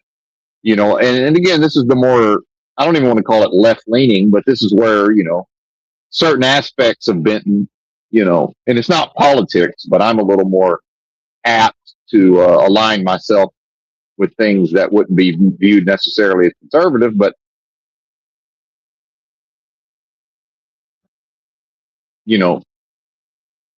how can I honor what her place in society? I can't honor that by then taking a back seat and saying, well, I'm less than, so that, my trip to the checkout is equal to her trip to the checkout. So why are they rushing forward? And the one lady is actually, she sped up and she was going to squeeze in front of me. And I'm looking at, and again, the fact is, on average, women are not as good with proximity or proximal dynamics, meaning they're not as aware of their own physicality in relation to the physicality of the space. And I'm probably a little bit on the higher end for humans, and males on average are better than that. And I'm probably better on average than a lot of the males. And that, probably ties into some of the abilities in sports and such. Right. I'm pretty good at all of that. And probably part of the reason I'm fairly skilled at truck driving, the actual dynamics of driving the truck. So I know immediately, well, unless she's willing to put her fucking shoulder into my ribs or whatever, like she's willing to plant a fucking elbow in my ribs, can't happen. She's going to have to slam on the brakes. Now, part of me, I'd kind of like it if she put her fucking elbow in my ribs. I mean, but then we get into a whole nother thing, right? I might enjoy that on some level. I'm definitely going to start just having a big grin like, oh, wow, I didn't even know this was an option. It's like, well, what now? I don't know that I'm trying to, I'm curious as to where this might go, but at the same time, I don't know that this is appropriate for where I'm at in my life necessarily, but or whatever. This protracted experience of death, rather, let's be clear. Not life. Life's a breakfast cereal. Mikey likes it. But so is she willing to? And meanwhile, remember, I'm in a world in which I can't behave that way towards the men because they might knock me the fuck out. Right? Not that I would behave that way anyway, but it's like, this is a very different thing. And does she even, and a woman, the way she's socialized, she has no understanding of this, but, they at least understand, oh, well, he just didn't give ground. And they're used to the fella that gives ground. Well, I don't give ground. Why would I give ground? Now, when you used to bake me a pie, metaphorically, well, then maybe I would have already gave the ground. See? Maybe I would have already seen y'all coming, and I already would have took a back seat to whatever y'all are doing. If I was here at all, because probably if it was the olden days, I wouldn't be in here shopping for things. Probably my wife would have made sure when I hit the road, I had everything I needed. She would have packed me a lunch. See? And I wouldn't even really had to think about it. Whatever I needed would already be in this truck, see? Well, them days is long gone, never to return, and that's okay. I don't have a problem with that. That's egalitarianism, by the way. It's the point where, okay, I can just go out. I'm capable. I can just go out here and do things. So, I know how to plan my day so that when I need to go to Walmart, I can go to Walmart, get what I need to get so I don't run out of supplies on the road. I know how to do that. No problem.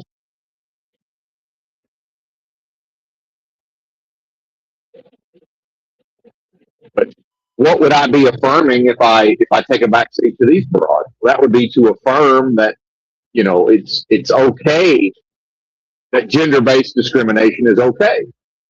And so that's where the conversation would go. If they want to make an issue out of it, it's like, well, I don't know what you think, but I don't believe in gender based discrimination. Meaning, I'm a person, you're a person. Whatever's between my legs don't play a part. So why are you encroaching on me? All I'm doing is holding my space. Isn't that what the feminists teach? Claim the space? Now I'm speeding and don't mean to be. Better slow my roll. Better slow my roll. I don't mean to be speeding. Sorry, fella, I forgot it was 55. I don't know why he's in the fast lane though. So I guess that probably cancels it out. Yeah, I'm speeding, but now he's cruising in the fast lane. So either way, Johnny Law probably don't want to have to get wet to give me a ticket though. So could probably get away with speeding a little, perhaps.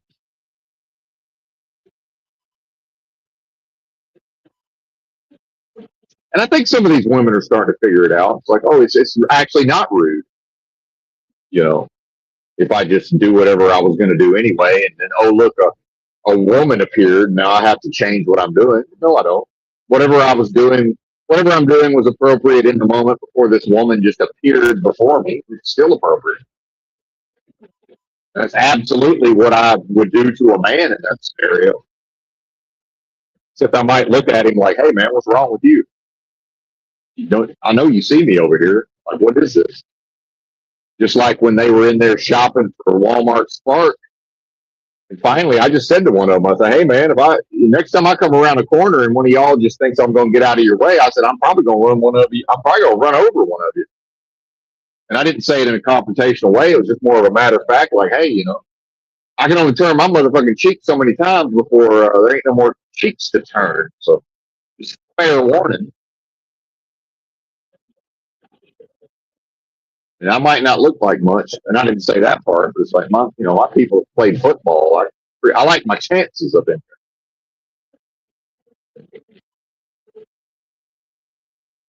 I'm happy to give everybody their space, but and again, what is this born out of? It's born out of what Rick was talking about with the jobs are getting tighter. Why are these guys in here the day after Christmas, the literal day after Christmas? Why are they in there? And they're not doing it frenetically, and they're not like, "Woo, woo, woo." And I hate to even make those noises. I feel energetically what that did to me, but pardon me, excuse me. Um, it's not engaged in that level of energy, but there's something motivating if maybe they're off of work, and maybe they earn. And the fact is, holidays a lot of times means to just a regular old hourly worker, they make less money than they would otherwise. Now, maybe there's a double time or a time and a half, or usually there's just holiday pay, right? Which is like 8 hours, at the normal rate typically. And then maybe they have the option, but who the hell wants to work Christmas even if it's an option? Probably not an option.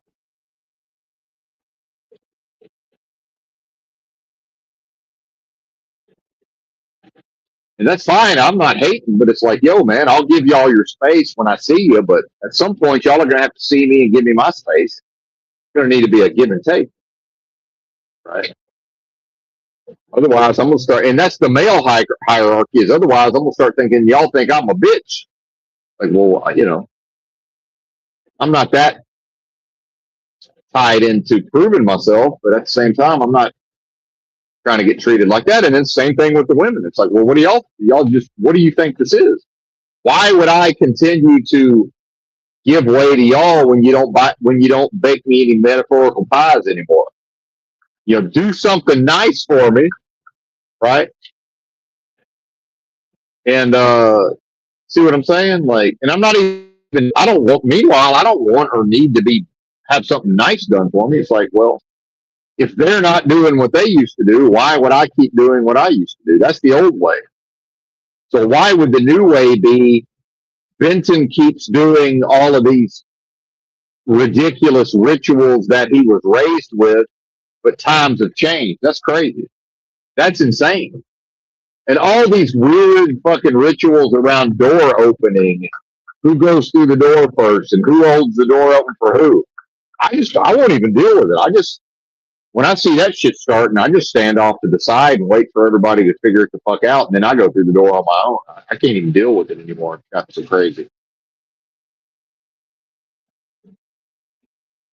It's usually older people doing all of that. You think these Gen Z broads give a flying fuck about having the door open for them?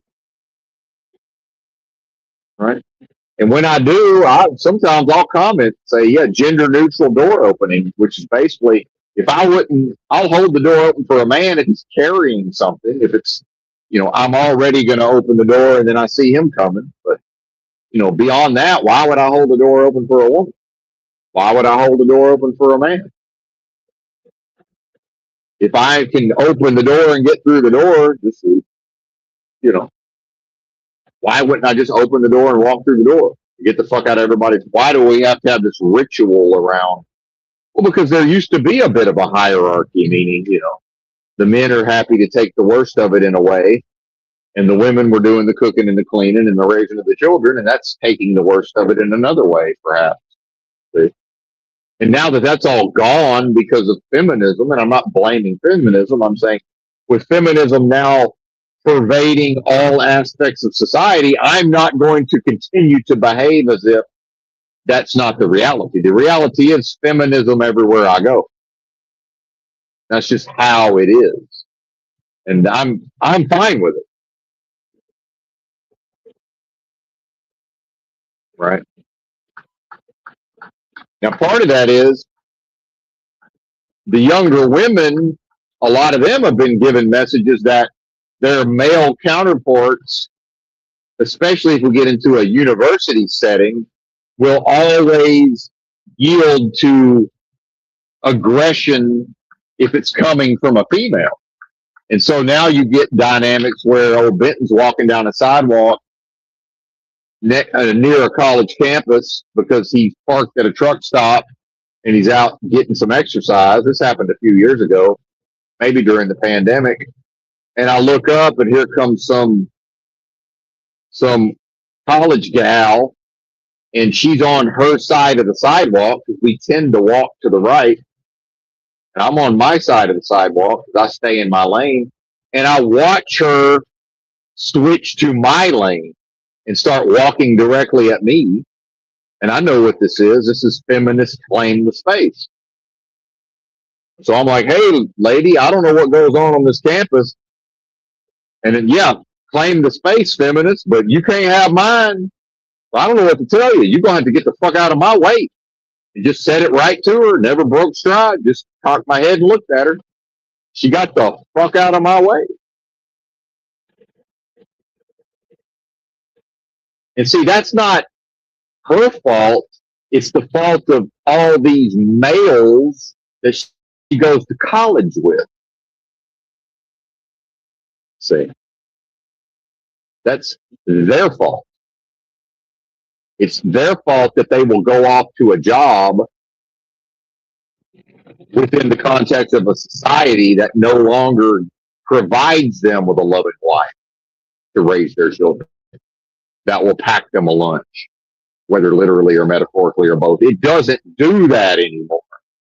But then the man is happy. I shouldn't say happy. The man at times is still allowing himself to be driven forth as a beast of burden. Right? Why? For what? I know how to live in a big rig. I know how to go sleep in a ditch, whether literal or metaphorical, or both. I know how to sleep on the sidewalk and still access whatever I need to access.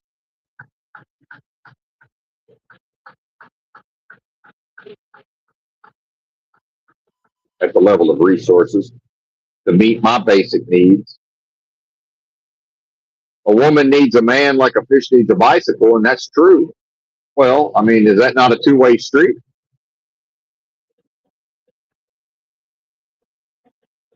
I would think it would be. Yeah, I'm a man. I can go sleep in a ditch. What I need you for? If you're not going to do the things that historically women did for men, well, what do I need you for?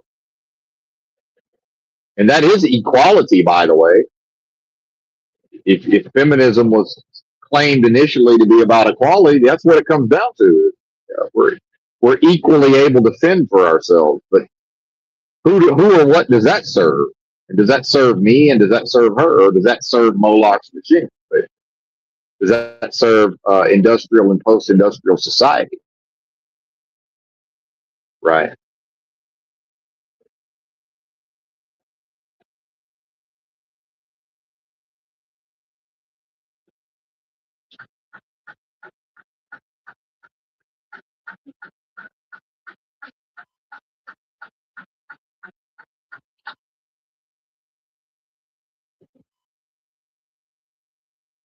And whatever its purposes are, instead of people just saying, "Well, this is what we've done. It's worked for us. We're not changing." When do the people ever say, "This is what we've done. This works for us. We're not changing"? But again, the number one feature of the human is adaptation to environment. And when NPC normies rush in to normalize, well, now feminism is everywhere. And because you can't stop it.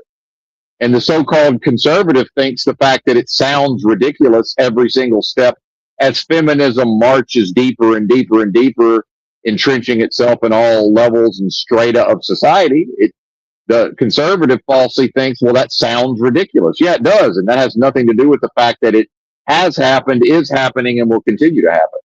The ridiculousness has no meaning in this context, sir. It is happening. It has happened. It will continue to happen. But yeah, you can classify it or categorize it as ridiculous. And I might be inclined to agree in a way. Changing nothing, by the way. Changing absolutely nothing.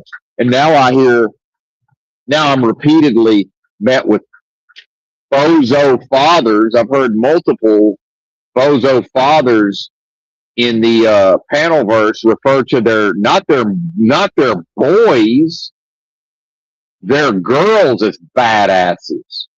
They'll refer to their daughter, and you keep hearing them talk, and it's like, oh, and she's a badass. Oh, is she? I'm sure she is. Let me be her age, and let her go into something I'm going into, and let me compete against her, and then we'll find out who the badass is. And that's just Benton's own competitive spirit, and maybe she is. I've worked with women. I've done physical labor moving jobs with a woman who was absolutely equally capable as me. And this was when I still had most of my muscles and my strength. And I was like, damn, this broad can work just as hard as I can. And it's just as strong as I am. And part of that is I've never been too strong lifting over my head. But either way, I mean, she's doing everything I'm doing. And she's a little younger than me, which probably helped. But either way, it's like, I don't give a fuck. If she can come out here and match or outdo me, I don't have no ego around that so-called ego. Yeah, I see you, lady. Damn, quite impressive, and impressive for anybody, because historically, I'm going to be one of the harder workers. So if it was a fella doing it, I'd still be impressed. Either way.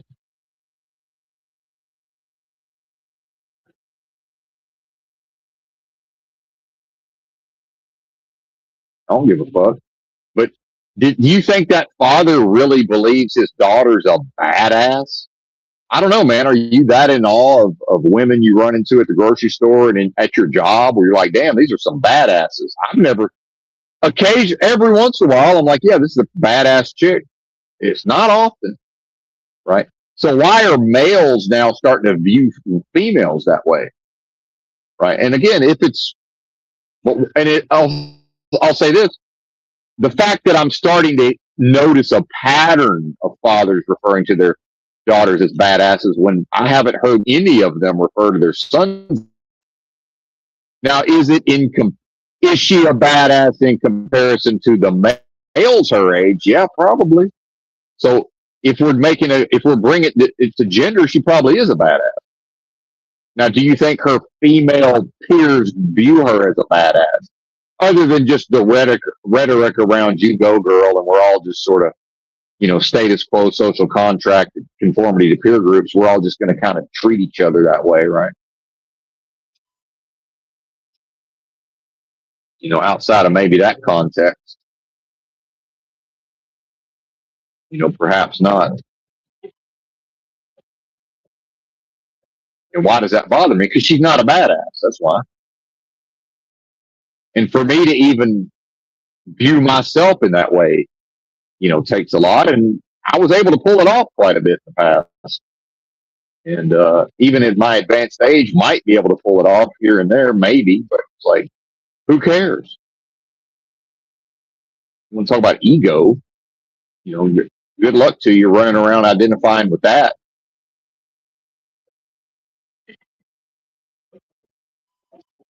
And I was closer to 30 than 50 when I started telling people, I said, hey man, I done proved myself. It's not my fault you weren't there. I said, I don't, I feel no need to continue to prove myself. So I can't do nothing about the part where y'all wasn't around when I proved what I needed to prove. So whatever.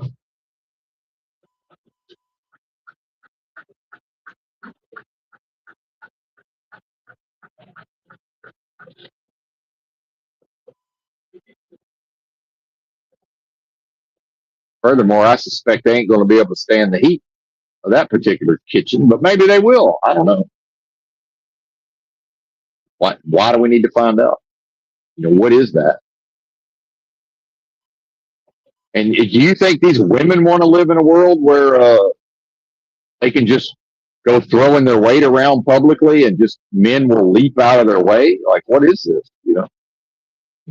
On some level, they probably like it. That, well, shit, there's a couple of them left who won't just, give up ground to us for no fucking reason. We got vaginas. Yeah, all right. Good for you. Good for you, lady. It's got a vagina.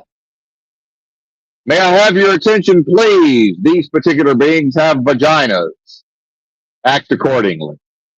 I mean, society seems to have moved beyond that, right? I mean, seemingly, as far as I can tell.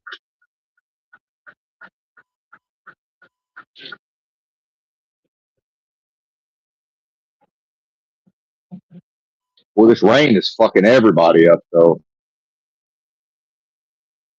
People can't drive, man. Not in this rain.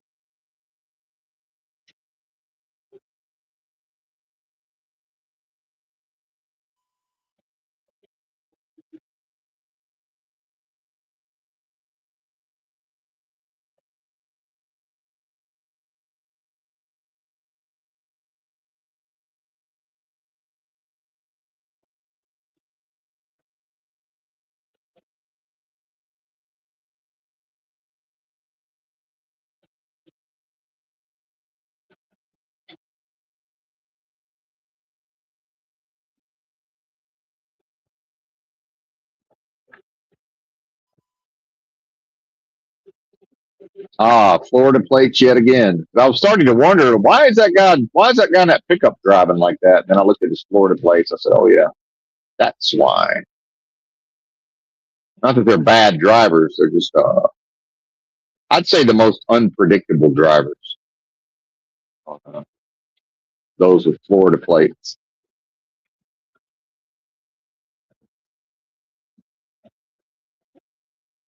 Which then becomes predictable because, like, oh, why is that happening? Oh, Florida plates. That's why it's happening.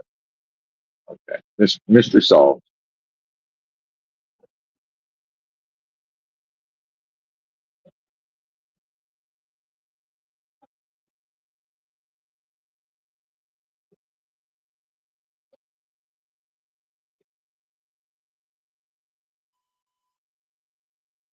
All right, hang on. Time to chug some water.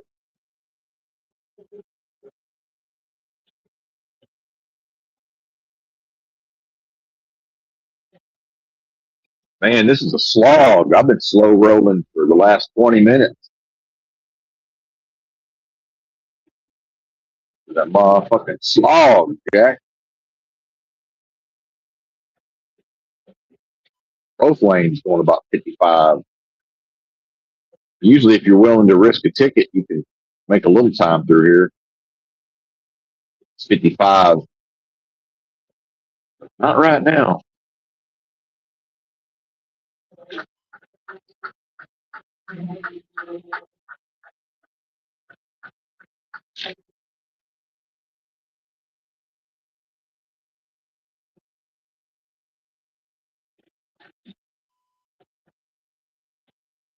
It goes Smoky Bear. Well, I ain't speeding and I'm legal in this lanes.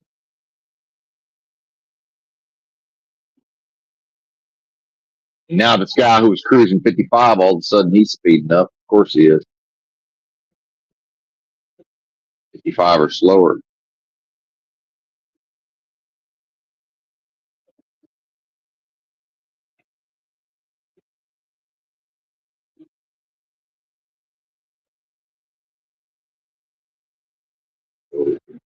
What I thought was going to happen is exactly what's happening. I have to go damn near 70 to get in front of this guy. But we made it.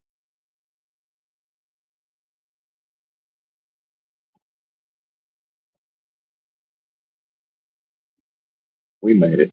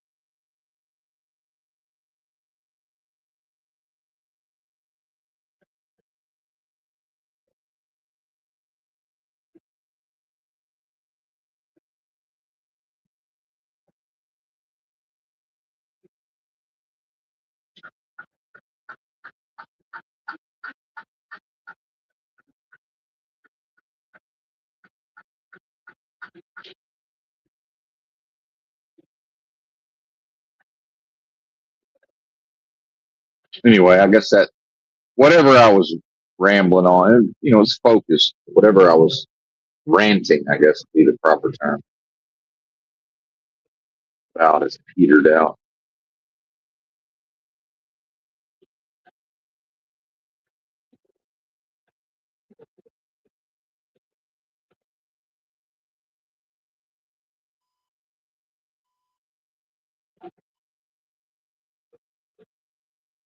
Getting kind of hungry.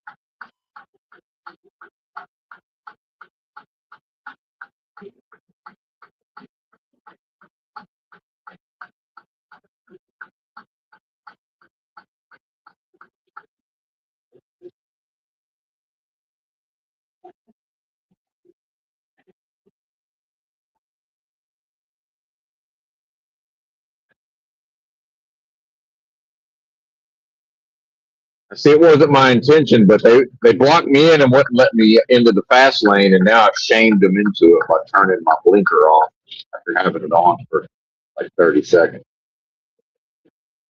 I've shamed them by giving up, so they let me over. I didn't mean to shame them, but it worked nonetheless.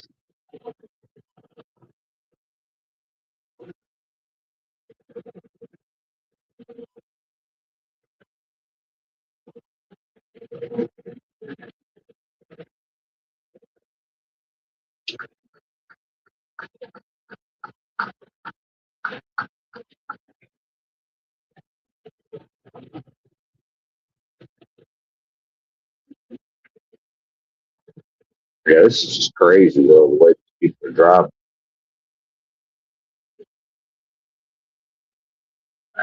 Maybe this is, yeah, this must be road trippers now. I'm looking at, yeah, this is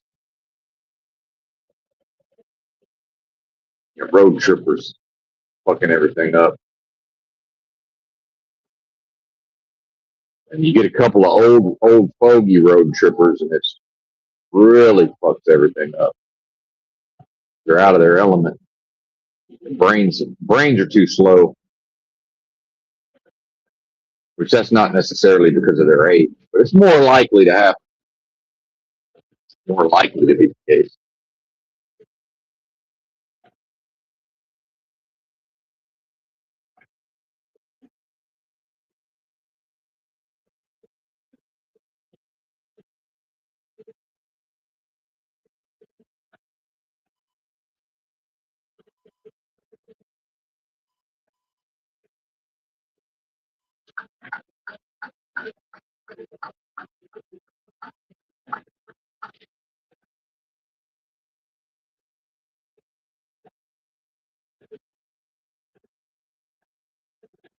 And then I think about this politics, man.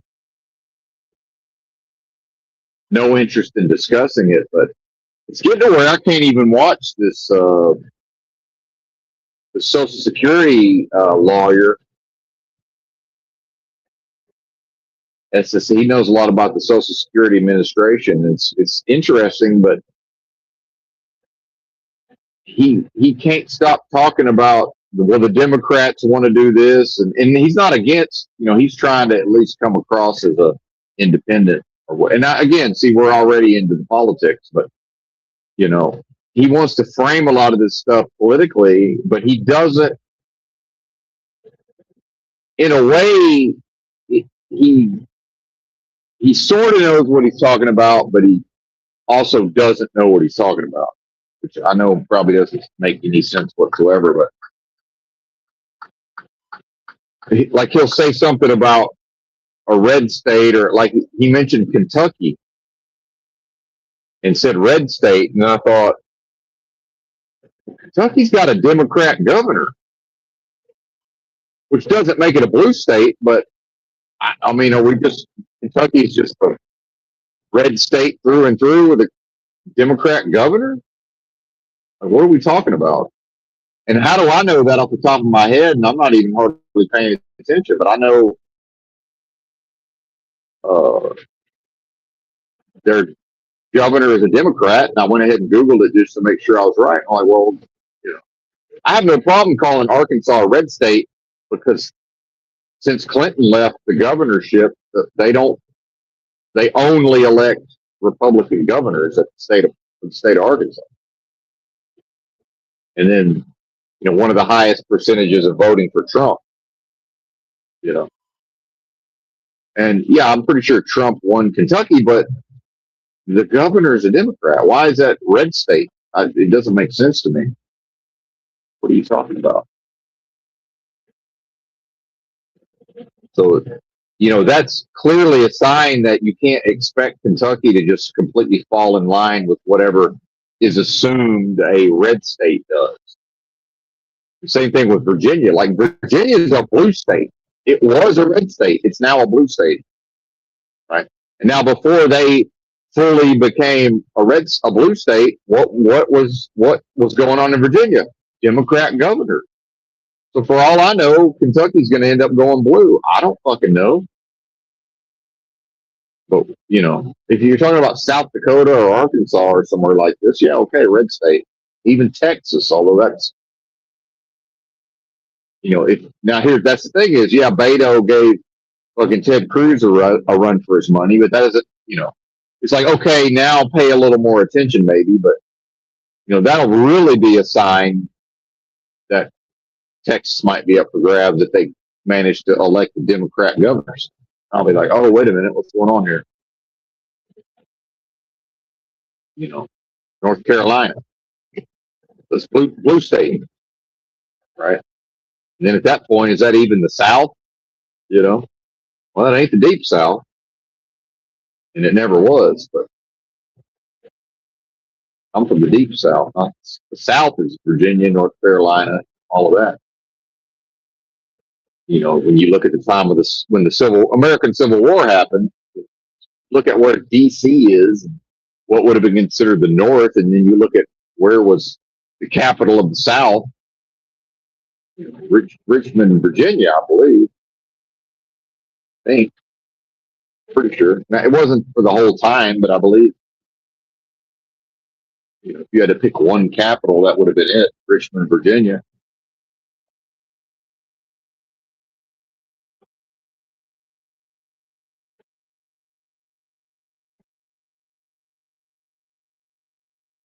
And this idea that, well, it's, you know, traditional family values, conservatives, that's red states. And then, of course, South is mostly, it's like, well, I don't know, man, what about North Carolina and Virginia? And then Kentucky with a Democrat governor. And I'm just observing and reporting. I'm not in any way saying, you know, it doesn't fucking matter. They all work for banks and corporations.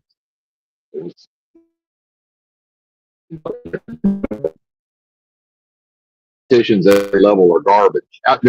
They're not allowed to be anything but garbage. It's the only thing they have to be garbage in order to do their job. They have to be. If they weren't garbage, they wouldn't be allowed to have those positions. It's just what it is. You know, now the fact that,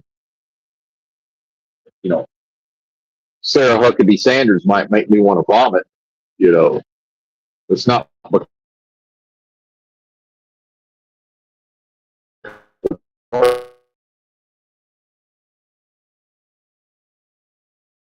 reaction to too many of the politicians. It's for some folks, it's Nancy Pelosi. She makes them want to vomit. It's like, okay, you know, it's just, I'm not a fan, but, you know, I don't find anything worthy of respect in Sarah Huckabee Sanders. That's just my opinion.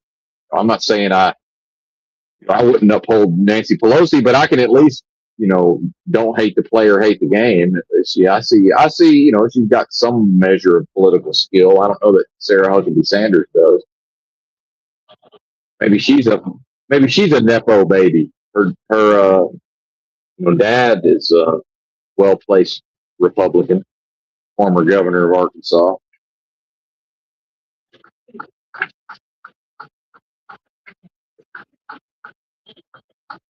Now we see a little bit of snow. It was on the road. Now everything's wet, but it's you know, liquid. We'll keep an eye out.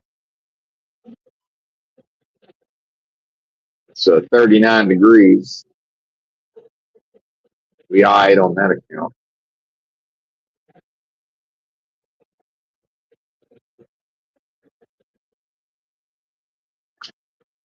And then nobody's ever had a single word to say when I remind them. I say, you know that, and I don't think people know this, that the entire Deep South, with no exceptions, had was an uninterrupted streak of nothing but Democrat governors from the late 1800s up until about 1968. And at least one state, and I think it was Mississippi, had nothing. They didn't go Republican until like the early 90s. Uninterrupted. Look, historically, you know, we've had way more years of where I'm from being Democrat. But then now there's something wrong with me if, you know, I speak some type of way and people start thinking Democrat. It's like, well, I'm not insane enough to vote for Republicans and Democrats. At this point, I'm not insane enough to vote at all. But, you know, I know this. I'm not choosing between the two, but if forced, I would be like, well, under duress, I'm never ever choosing a Republican ever. So I'll tell you, it doesn't mean I want to choose a Democrat, but it's never. I saw what happened under Bush Cheney, W. Bush Cheney. I'm good. You can have that, right? I'm I wasn't personally offended by the Obama and Clinton as presidents. I was, as an American, back when I was still foolish enough to identify based on, uh, patriotism. I was personally offended by what went on during the W. Bush Cheney regime. And then people will immediately say, well, what about Clinton and this? And what about Obama and that? It's like, it's fine. I can, believe me, you can name a president. I can go come up with something uh, to say, what about this and what about that? I'm saying I consider the 8 years of Bush Cheney to just have been an absolute affront to everything that America's supposed to stand for. And yeah, you can be critical of Bush or Obama. I'm sorry, Clinton or Obama. I don't know. Was there anything like the Patriot Act that happened under either one of those guys? I mean, was there? What went on during Clinton or Bush Clinton or Obama that can hang with just the Patriot Act? You want to talk about illegals? Google it. Bush tried to pass amnesty for illegals. And again, do your own research. My research indicates that he began to view immigration somewhat favorably when he was still governor of Texas, let's say, meaning in favor of immigration in the way that people just assume that Republicans are against. Like, well, I don't know, man. There was a recent, not that long ago, the Republican president attempted to get the Congress to pass amnesty for so-called illegal aliens. So I don't know what to tell you. Google that shit. And who did federal welfare reform? Bill motherfucking Clinton. See, the system loves to go the other way. They love to make you think, well, of course, a Democrat would be in favor of welfare. Right? A Democrat would never be tough on crime. Oh, really? Then why was Hillary talking about super predators? What was all that super predator rhetoric about? See what I'm saying? It's like, so I would rather just stay out of that fray entirely and say, well, how about why would Benton be expected to choose? That's crazy. Some level.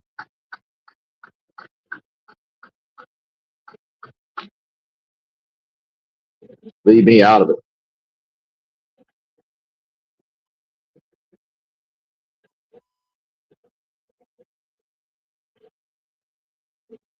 Go back. Who can I just grab off the street and say, hey, what can you tell me about the presidency of George W. Bush? I mean, anything? Do you think they can tell me anything? What was the number one? A lot happened. So it's hard to pick just one. But we can talk about inflation. Okay, well, what happened under W? Oh, the banks apparently needed a bailout and turned out they were too big to fail. Isn't that interesting? Can you blame Biden's poopy diaper for that? Is Biden's poopy diaper to blame for the bailout? 0809 that began under a Republican. Now, yeah, they continued into Obama, sure. Obama inherited that, see, and just like first term Trump, I get to say, well, he was going to do all this stuff, but then the pandemic happened. So what, he gets a pass for that? Well, yeah. If he gets a pass for that, then Obama gets the financial crisis pass, at least for part of his administration. See, it works both ways, people. And so why would I be foolish enough to identify with any of this whatsoever? That's crazy.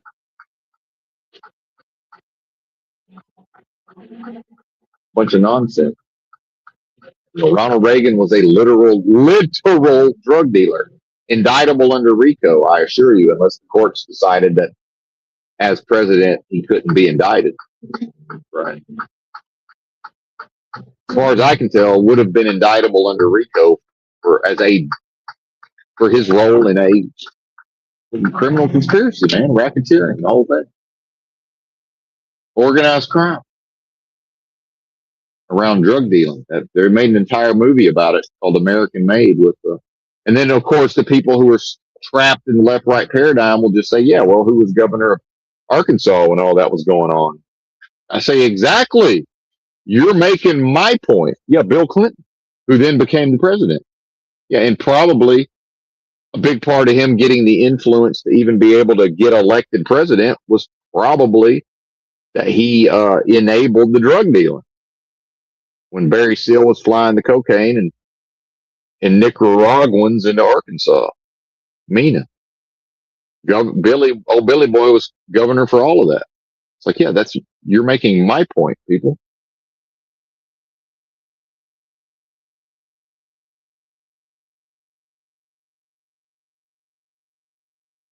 All right, here we are at the fuel stop.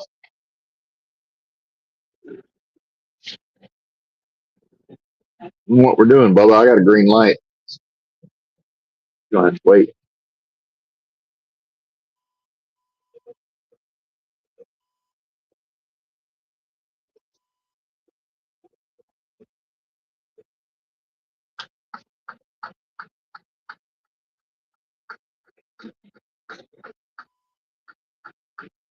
Now, hey, how much? Uh, See, the only reason I even stopped here to get fuel was I'm playing the odds that because of not everybody's gone back to work yet after the holiday, and some won't go back till after the new year. I figured I could play the odds, actually get fuel here. This is definitely peak time. This is a smaller Loves, and they love Loves. This is my last shot at it. Otherwise, I gotta have to catch it on the way out. My retreat from the Northeast.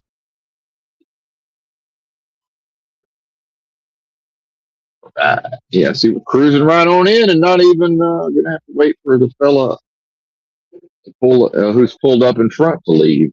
Now we get the whole lane. All right, all right. The big booty truck driving lady. Ain't nothing wrong with that. I like always not to oogle them, but I'm always had an affinity for the lady truck driver. I like seeing lady drivers.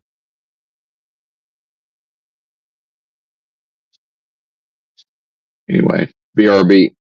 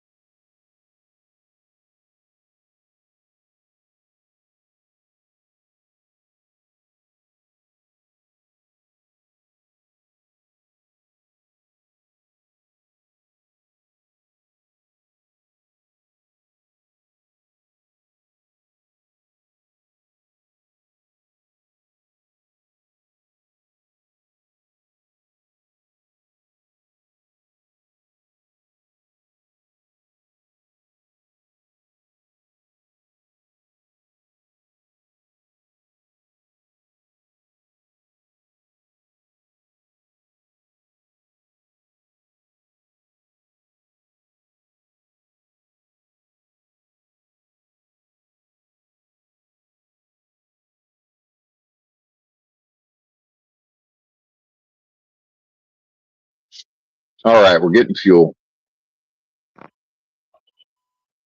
BRB.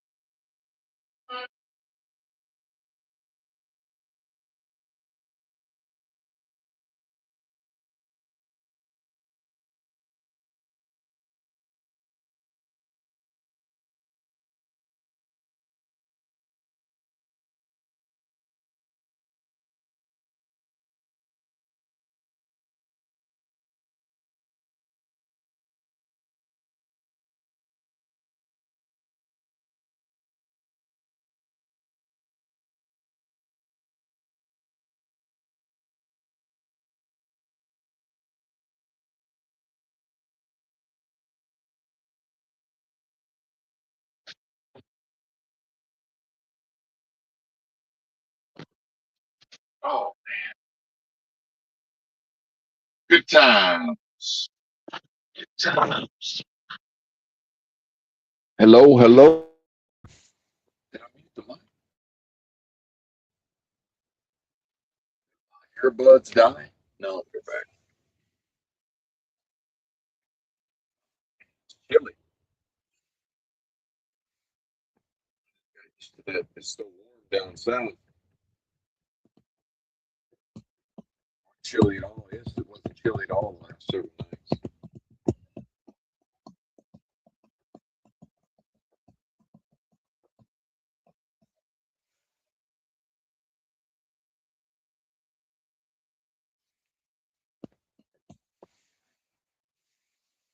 We just had my triple meter. I might go in there and see if they got any watermelon.